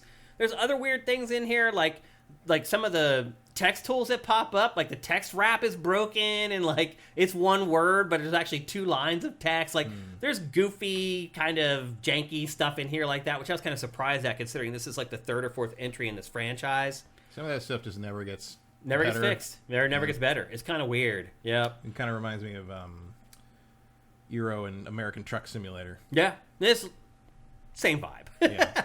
In the bottom left, when you're out in the field, is where you have like all the kind of stuff that's in Pacific Drive, honestly. You have to monitor your gasoline. So if you're going up hills, you're burning a lot more gas. If you're sitting in a mud bog, like with the gas put down to the floor, burning your tires in place, you burn up a lot of gas. So like I said, before missions, you need to figure out what you want to take with you. Extra parts in case you break things, extra tires in case you get a flat, extra gas in case you run out of gas. Some of the missions in this game can take over an hour, and there's no mid-mission checkpoints. So if you fail, you have to start it all over again. Because again... Just like Dark Forces. A little bit, yeah. But again, you look at this, you're like, oh, I can just cruise through there and get over there. No, you'll try to do it, and you'll get stuck on like one rock. And that one frickin' rock will hang up your truck, and then it becomes a process of how do I get off of this rock? You start using your winch to try to pull yourself off, but that's flipping me over. So you try to flip yourself over a little bit, hoping that you'll fall back down and be off. That's the type of game it is. Again, it's all about patience. And a lot of people will hate this game. There are some people who will absolutely love this game. Yeah, this seems to be for a very specific person. It's not even like about the genres that person likes to play. It's literally about their personality of whether they will like this game or not. The game is. Do you like trucks, and do you like trucks in a very certain way? Yeah, seriously. It's linear design. Like it's just one mission after another. You don't really have any like leeway in how you would take them. You finish one mission, the next one unlocks, and then you go. So there's really not any freedom in how you actually make your way through the game. And there are choke points in this game. There are missions that are hard as hell. And you're just like, damn, I just wish I could just stop playing this for a while and go play something else. But you can't. You have to get through it because of the way the game is designed. But the driving is the antithesis of that, though. You can literally go wherever you want. This feels like that was almost a fuck around and find out situation there. What, when going through the water? Yeah. You don't know until you get in. Like, at this point, I don't think I had the depth detector yet to tell me how deep the water is. And it's like the old saying goes, still waters run deep. And it works in this game as well, for sure. And then the other thing about this game, too, is it is gigantic. Like, this game, I've played it, I don't know, like maybe 10 hours, something like that. It's like 60 hours long. Get your money's worth. I mean, when every mission can take you an hour, it doesn't take long for that to add up. But it is a big game. If you decide to plunk down your money for this, you definitely get your money's worth. And the other thing, too, is that this game is not like a $30 or $20 game. The prices for this were all over the map. I found it for $40. I found it for $50. I found it special versions for $60. I found the ultimate special version for $120. So I think it's mostly $50. Like, that seems to be the median price for this game. I imagine this is like a DLC bonanza. Oh, yeah. They release new trucks and new like things that you can hook up. And again, as you get further into the game, there's a whole base building, world building element that comes into play, too, where you're plunking down buildings and things like that. One thing I would say, too, about the vehicle handling is that there's a ton of different trucks. There's so many different ones, but they don't handle all that differently. Like, I have a truck like this, which is like a big, like, to your point, a technical. But they also are just like SUVs. And shockingly, they do not drive all that differently. Like, it feels kind of the same no matter which vehicle you choose, which is weird. Like, obviously, vehicles with a higher ground clearance, they're going to be a little bit more effective in really rocky terrain than just a normal SUV. But as far as going through, like, mud and things like that, I didn't really see that big of a difference between all the different vehicles that I tried out.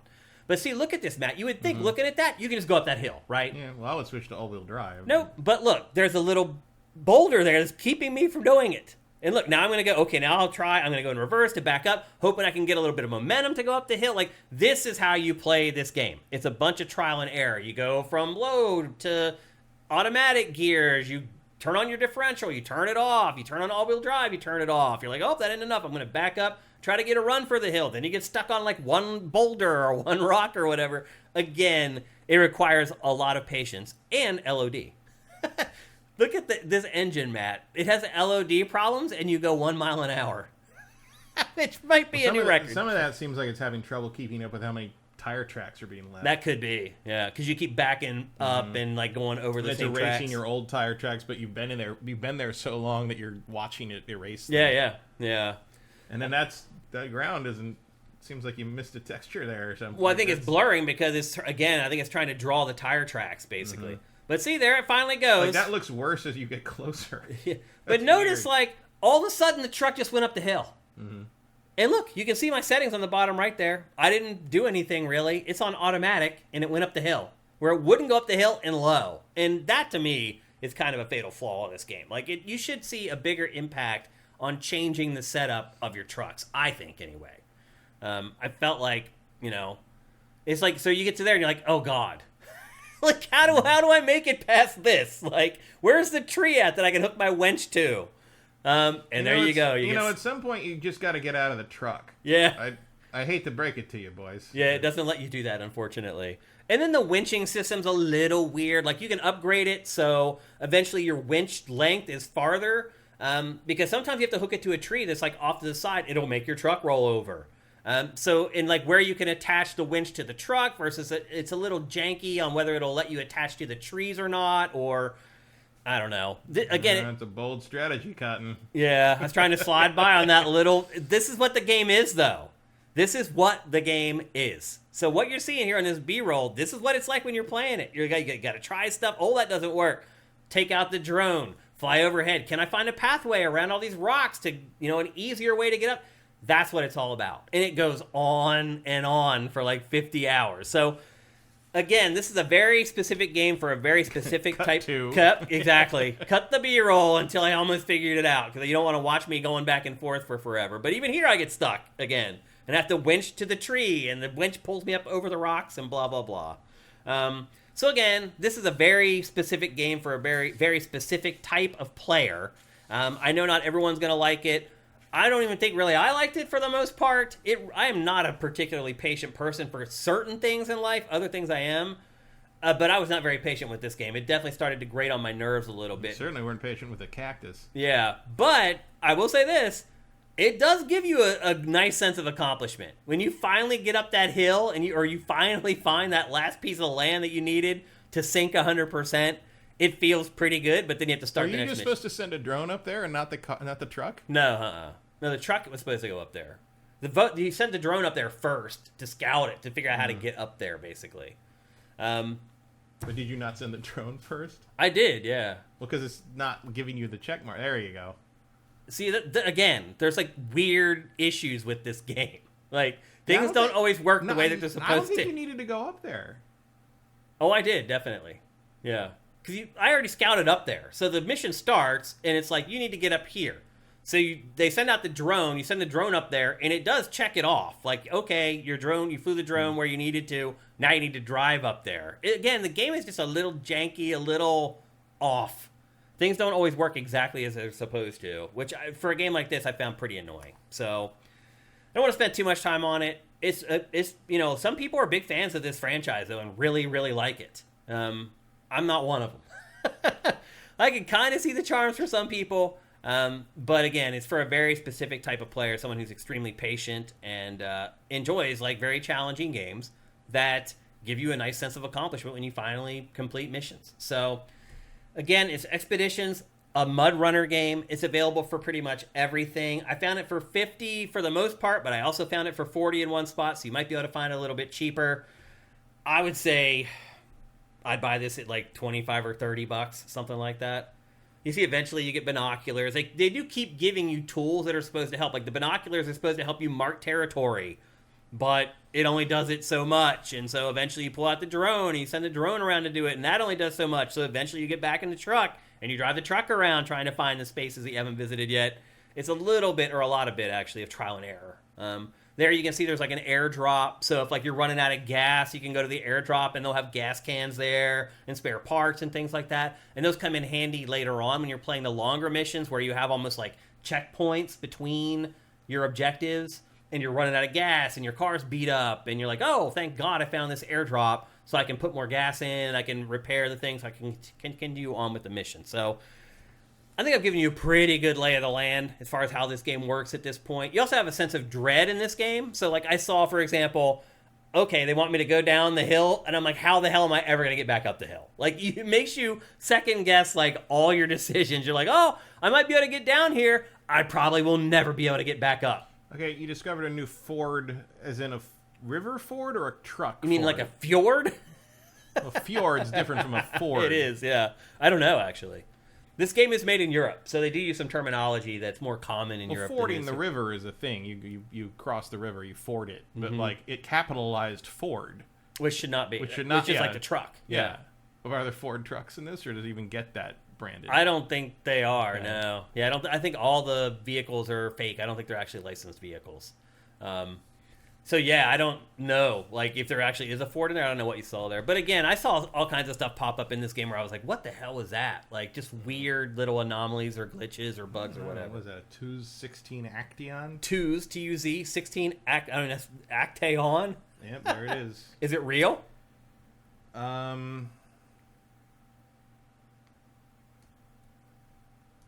No. Yeah. It is in SnowRunner, though. Yeah. Does Action real life? Oh, yeah, it's based on a real truck, but it's not called that. So they didn't license it. They, like, copied it without paying the money, basically. Yeah, it's, I guess Not surprised. in real life, I think it's called a Gaz 66. It looks Okay. like. All right. Shishiga.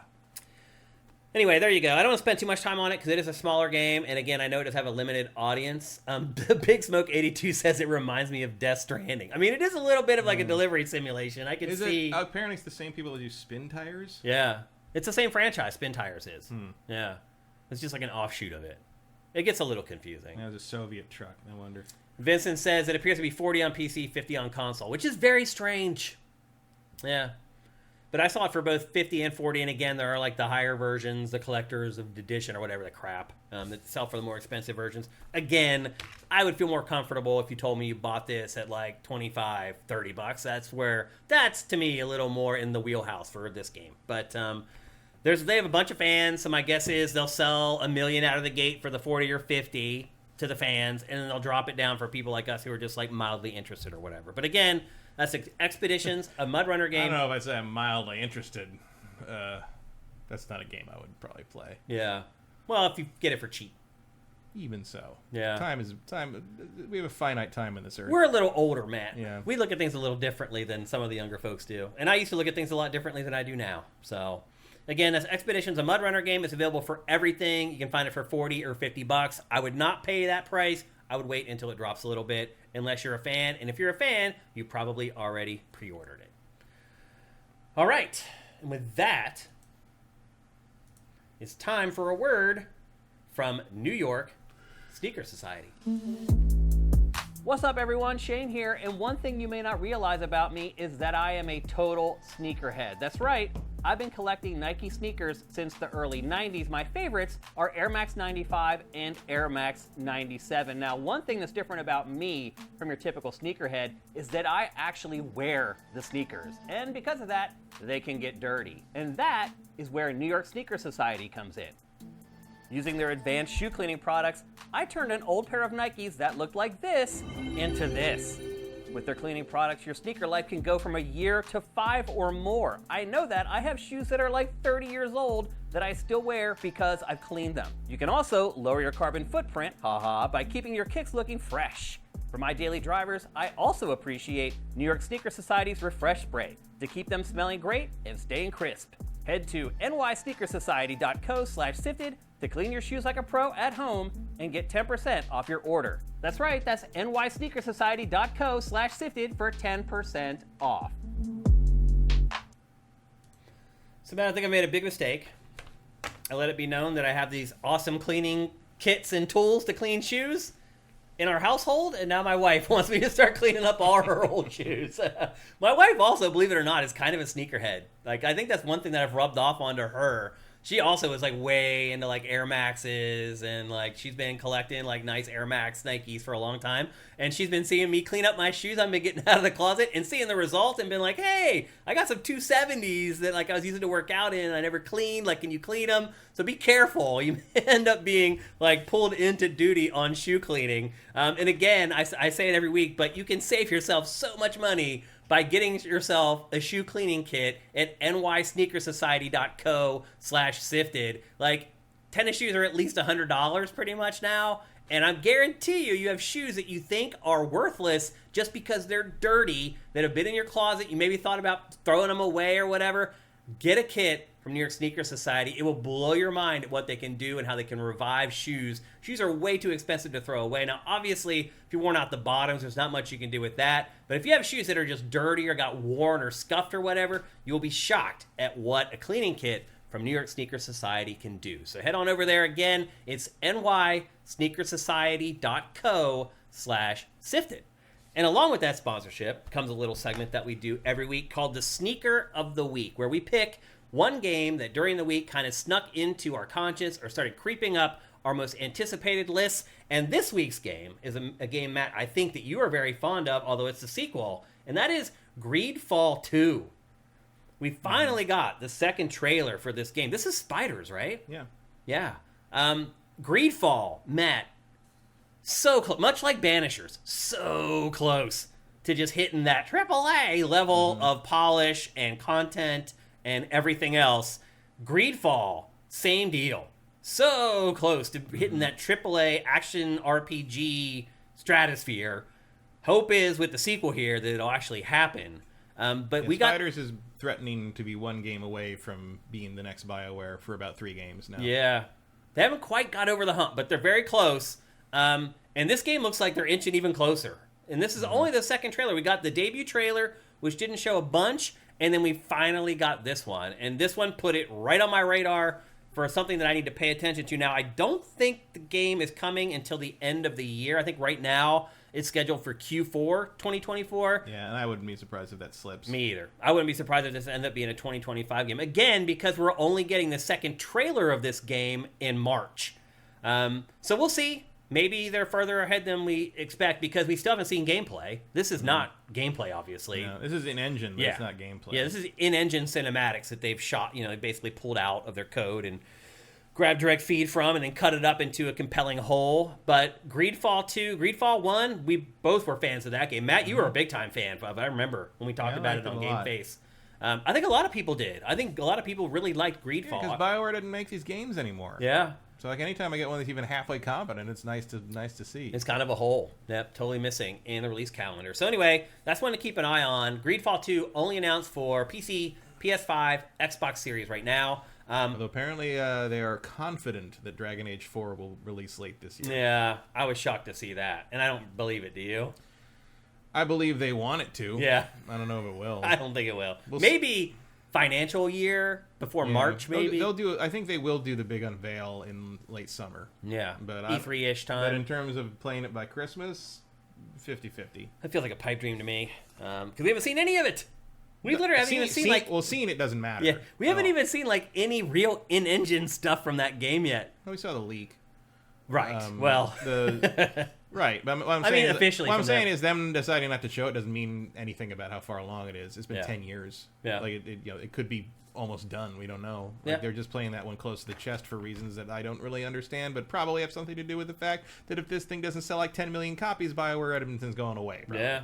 Yeah, you're right. Like EA doesn't seem to. I mean, for all their original IP, it's like, well, here's your only original IP other than Mass Effect that anyone gives a shit about. Yeah. But it sounds like you're about to shut down the company that makes it. So and probably hand off Mass Effect to some God knows hack internal group who got It's a nightmare. I don't trust any of those people at all. It's hard to trust them at this point. Calling the shots. They've made BioWare, a lot of dumb decisions. BioWare. I mean, the EA corporate is. I know what you're talking about. Has been making bad choices for a very, very long time. Yep.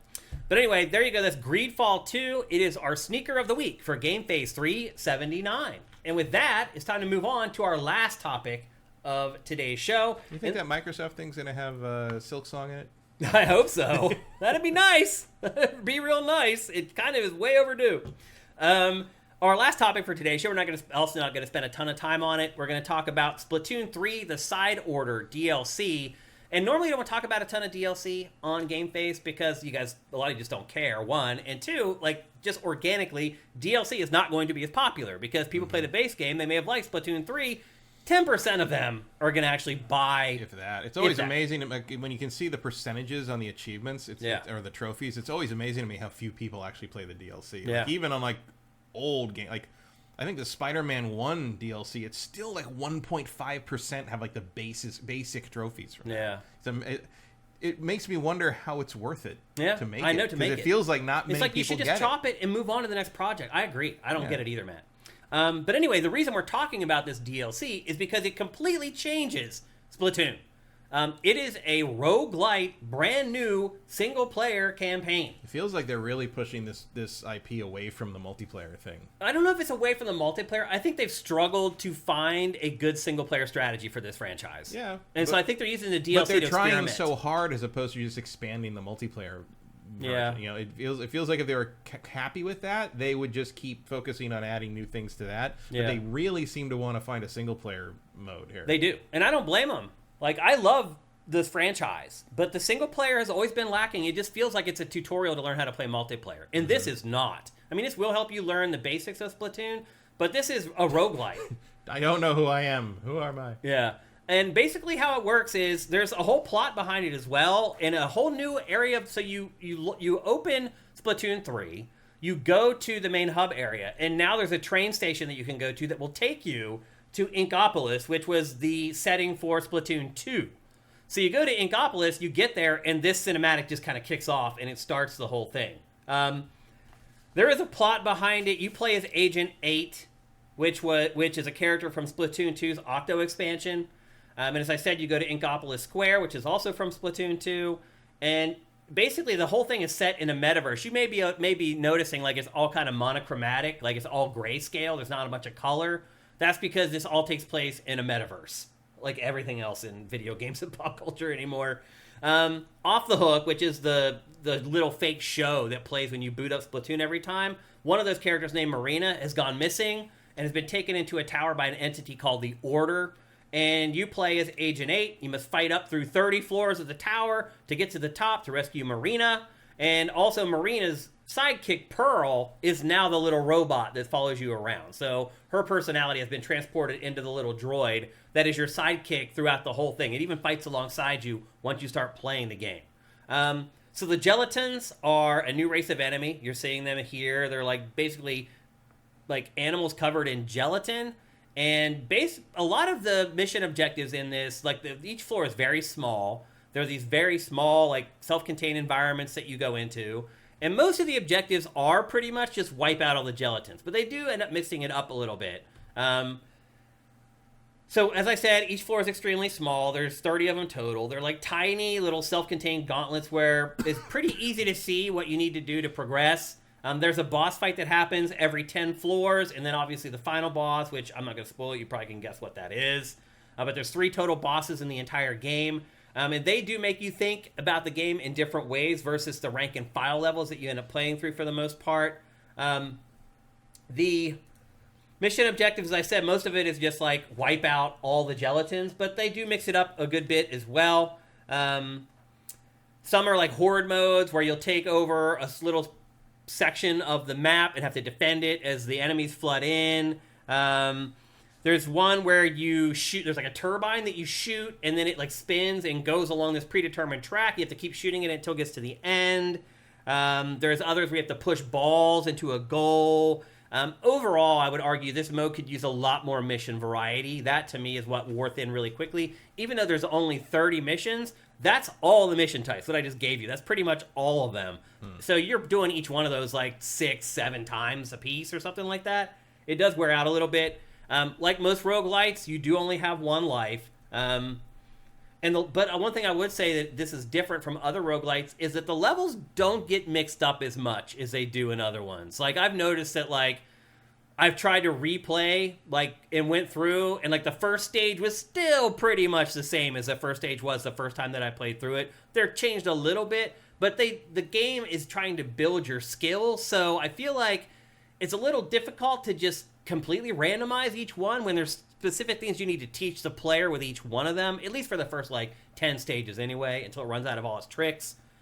After you finish each stage, you go to a screen and you get a chip, and basically you pull out this board and you can place the chips in the board, And there's like 60 total chips, but they're busts. So in that way, it's very much like other roguelites, where you finish a mission, they give you a little buff that makes it easier to play the next one. But how you use those in this game matters. So now you're seeing the board there very quickly. If you stack certain chips in order, it adds to their power. So there's a strategy in how you use the chips and how you stack them on the board. It matters when you go out into the real world and actually start playing.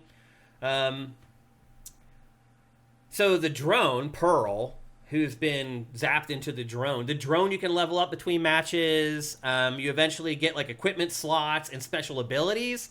One thing that the drone does automatically all on its own, so you see on that wall there's that thing that goes up. If you actually run up that wall, it will launch you into the sky, and then you can choose for the drone to come and pick you up while you're in midair, and then you float or hover down. And that's helpful for platforming and for combat in some situations if you're trying to get out of a sticky situation and you're being overrun by enemies. All this stuff is cool and great ideas and a unique way to do a horde mode and all that. The problem, Matt, is that the game is just too damn easy. So none of the stuff matters. Like, all these cool things that they've done, like, it doesn't matter when all you have to do is just run around the map and just shoot stuff until it explodes. Like, sometimes they mix it up by, like, oh, you have to take out the thing that actually spawns the enemies. But for the most part, you're just sliding around each of these small stages and you just kill everything. And then when you kill everything, it ends and you get sent to the next one and you get a new chip. And on you go, and you just rinse and repeat. I get it. Like, they don't want to make this too challenging because a lot of kids play Splatoon. I understand it. And there are, when you finish it, like, there are things that you can unlock, literally you unlock with keys, that you can make it more challenging artificially, like on your own, but organically, it's just way too easy. I finished this, went through all 30 floors on my third try. So that shows you that it's not that difficult. And then again, the incentive to go play it again is making it more difficult on yourself by unlocking the ability to do that. So it took me less than 2 hours to complete. It cost $25. It is a part of like the Splatoon 3 season pass or whatever that launched last year. This was kind of the big thing that everybody's waiting for the $25. It's not worth $25. I would not spend $25 for this at all. 2 hours for me, $25, that just doesn't work out for me. The graphics, as I mentioned, are intentionally washed out. I'm monochromatic, but it's also part of the plot. So as you play through these 30 stages, color starts kind of returning to the game, which I thought was a pretty subtle but really cool feature to let you know that you're making headway through it. But also, I think it does zap the game of a little bit of its personality. Like, it takes a good, 15 floors before it starts to look like Splatoon. And one of the things about Splatoon is that it's just a striking-looking game. Even, the ink that they give you, it's like, you see it, it's like this pink speckly stuff. Like, it just doesn't stick out. Like, I don't know. I felt like it kind of neutered the IP a little bit with the way they did the color palette. It feels very 80s business casual. That's a good way to put it. But I will say this, I do love Splatoon. You guys know that. I talk about it all the time. I go back and I play multiplayer matches every once in a while just for fun. I really do enjoy this IP. And so therefore, I did really enjoy playing through this DLC. If only to go back and play some more Splatoon 3 in a different context from how I've been playing it for the last several months, mostly just multiplayer. It would be cool maybe if there was a cooperative angle to this where you could play along with a friend. I think that might help it a little bit, but then they'd have to have their drone, and that might make things a little bit more complicated. But I guess my big concern is that this is going to be the campaign going forward in Splatoon, and I don't know which I like better, honestly. This is shorter than the other campaign that they had, but the other campaign really is just like an overblown tutorial with a couple bosses thrown in. So, Matt, I still don't feel like they've found single-player Splatoon yet, I guess is what I'm getting at. Like, they just still haven't quite got there. Maybe, ultimately, the answer is a hybrid of the two campaigns that they came up with for Splatoon 3, but for me, this was sent to me by Nintendo. I got it for free. I didn't have to pay for it. Like, if somebody had told me, like, you played this, now you owe me $25, I'd be a little pissed off, just being honest about it. So, it's an experiment, a kind of cool experiment. For one of Nintendo's best-selling IPs, by the way. Splatoon is huge, believe it or not, which is why they probably rationalized doing this DLC for it. But again, as somebody who is a big fan of Splatoon, I just found it to be just a little bit too expensive for the amount of entertainment that I got from it. Now, kids probably would struggle with this a lot more, and they probably get a lot more playtime out of it. So if you're considering buying this for your kids, I think it's a smarter purchase in that context. Buying it for yourself, probably not the best idea. Did you ever get into Splatoon, Matt? Nope. No? Don't care about Splatoon. Yeah. I like the it's aesthetic. polarizing. I like the aesthetic of it, but it just doesn't. It's not of interest to me. Yeah. This probably will be the last DLC for Splatoon 3. It's been on the market for a good bit. And again, this was kind of the content that everyone was waiting for that $25 that they plunked down. Vincent is asking, how does it compare to the roguelike additions to The Last of Us Part 2 and God of War Ragnarok? Great questions. But entirely different. They're just completely different games. It's really hard to kind of compare them. I guess if I had placed them in order, it would go... Probably go God of War Ragnarok, Splatoon 3, and then The Last of Us. That's how I would place them. But again, entirely different experiences. All three are entirely different. It's kind of like comparing apples and oranges. The other thing, too, is that those were free, and this costs money. So... Well, Last of Us wasn't free. Yeah. It was $10. Yeah. It was $5. $5 for the upgrade, $5 for the mode. Yeah. But anyway, God of War, free. Yeah, I did enjoy my time with it, but it's not worth $25. I guess that's where I'll leave it. So there you go. God of War had a good story too. What'd you say? God of War had a good story. You're right. Yeah. Yeah. There's actually a story in the mode. It's weird that the free one was really the most complete offering. In this story, like, there is no really story. It's like there's a cinematic at the beginning, and then there's the little cinematics in the elevator where you're going from one floor to the next. The other thing I should point out, too, is eventually, you can see in the B-roll here, you can choose the mission. So you'll get to a floor, and it'll say you can choose from 3 of these. And they're all different difficulty settings. And if you're going to play this, play the hardest difficulty setting. You will have no problem. And if you do, you get more rewards, as you might expect. So there you go. That's Splatoon 3 Side Order DLC. And with that, it's time for the last segment of GameFace episode 379. And you know what that means.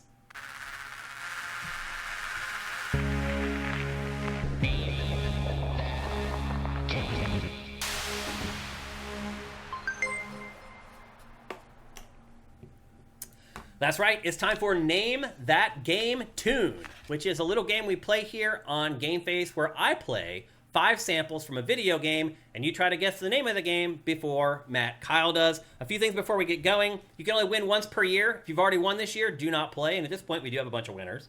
Also, if you do not play PC games, do not play, because the winner of this gets a downloadable code from Steam for a free game. And again, those are supplied by SoundWizardry.com, which is a sponsor of this segment. If you have any audio needs, if you need to fix audio, you need to create audio, you need to punch up audio, they do it all. If you're working on a game, you need audio for your game. They worked on 2 Game of the Year contenders from last year. They are amazing. Go to SoundWizardry.com. A big thanks to them for sponsoring, I think, an awesome segment. I have a lot of fun just doing this. I hope you guys have a lot of fun playing it. And then one other thing before we get going. The chat goes on to slow mode once we start playing, which means that you can only type in one chat thing every 60 seconds. So don't waste a bunch of guesses, because the second sample could play. You could be like, oh, I know what that is, but you already wasted your once every 60 seconds and you can't answer it. So be very frugal with when you make your guesses when you play the game, and you'll have a much higher chance of winning. And with that, Vincent's got us into slow mode, and we're ready to go. All right, Matt, let me turn up the volume for you, my friend, so you can hear the samples. Now, I did tweak the audio. They're louder this time, because once I listened to the archive of the show last week, it was too low. So I did do a bunch of work on these. I hope the audio level is better. If you've been cranking up your speakers for these over the last couple weeks, you might want to turn it down just a little bit. Emperor Dread already guesses Body Harvest. You're wrong, but someday you will be right, but not today.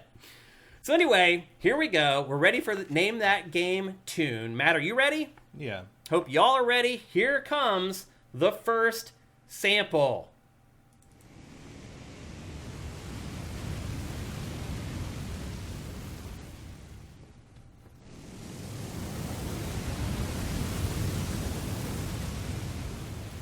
Not Body Harvest. Death Stranding. Not Death Stranding. No, someone else guessed it. Mission S guessed it too. Not Death Stranding.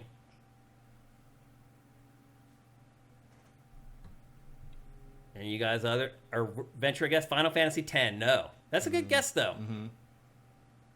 Final Fantasy VIII. Nope. Not Final Fantasy VIII. Chrono Cross. Not Chrono Cross. Nope. Shadow of the Colossus. No. Uncharted 4. No. Link's Awakening. No.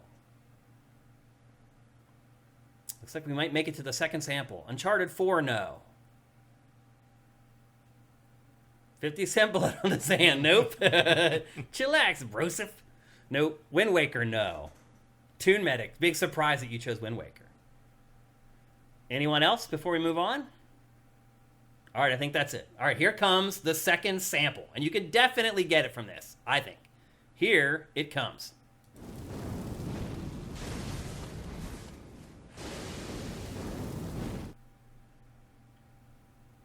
So there you go. That's the second sample. Any more guesses after the second one? What about you, Matt? BioShock, no. Oh, we have a winner. Zed Saber got it. It is Elden Ring. Firewatch, nope. I forgot about there's a lot of waves. Yeah. Do you want to hear all the samples before you take the headphones off? Sure. Okay, here's the third one.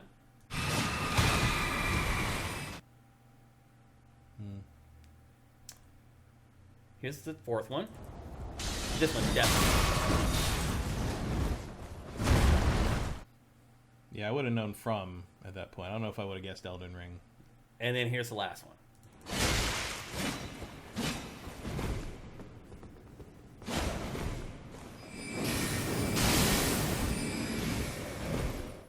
Those are all unmistakable Souls-like sound effects. Zed Saber said it, though. From Software has specific combat noises. And as I was cutting these clips, I very quickly realized that. Any landing blow, I could not put in the first 3 clips. Yep. That thing. That's even I knew right away. Oh, I cannot. I put it in the last one.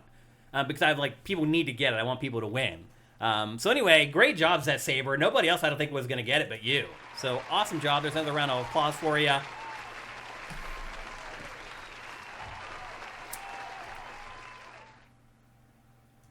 And thanks everybody else for playing. I wish we could.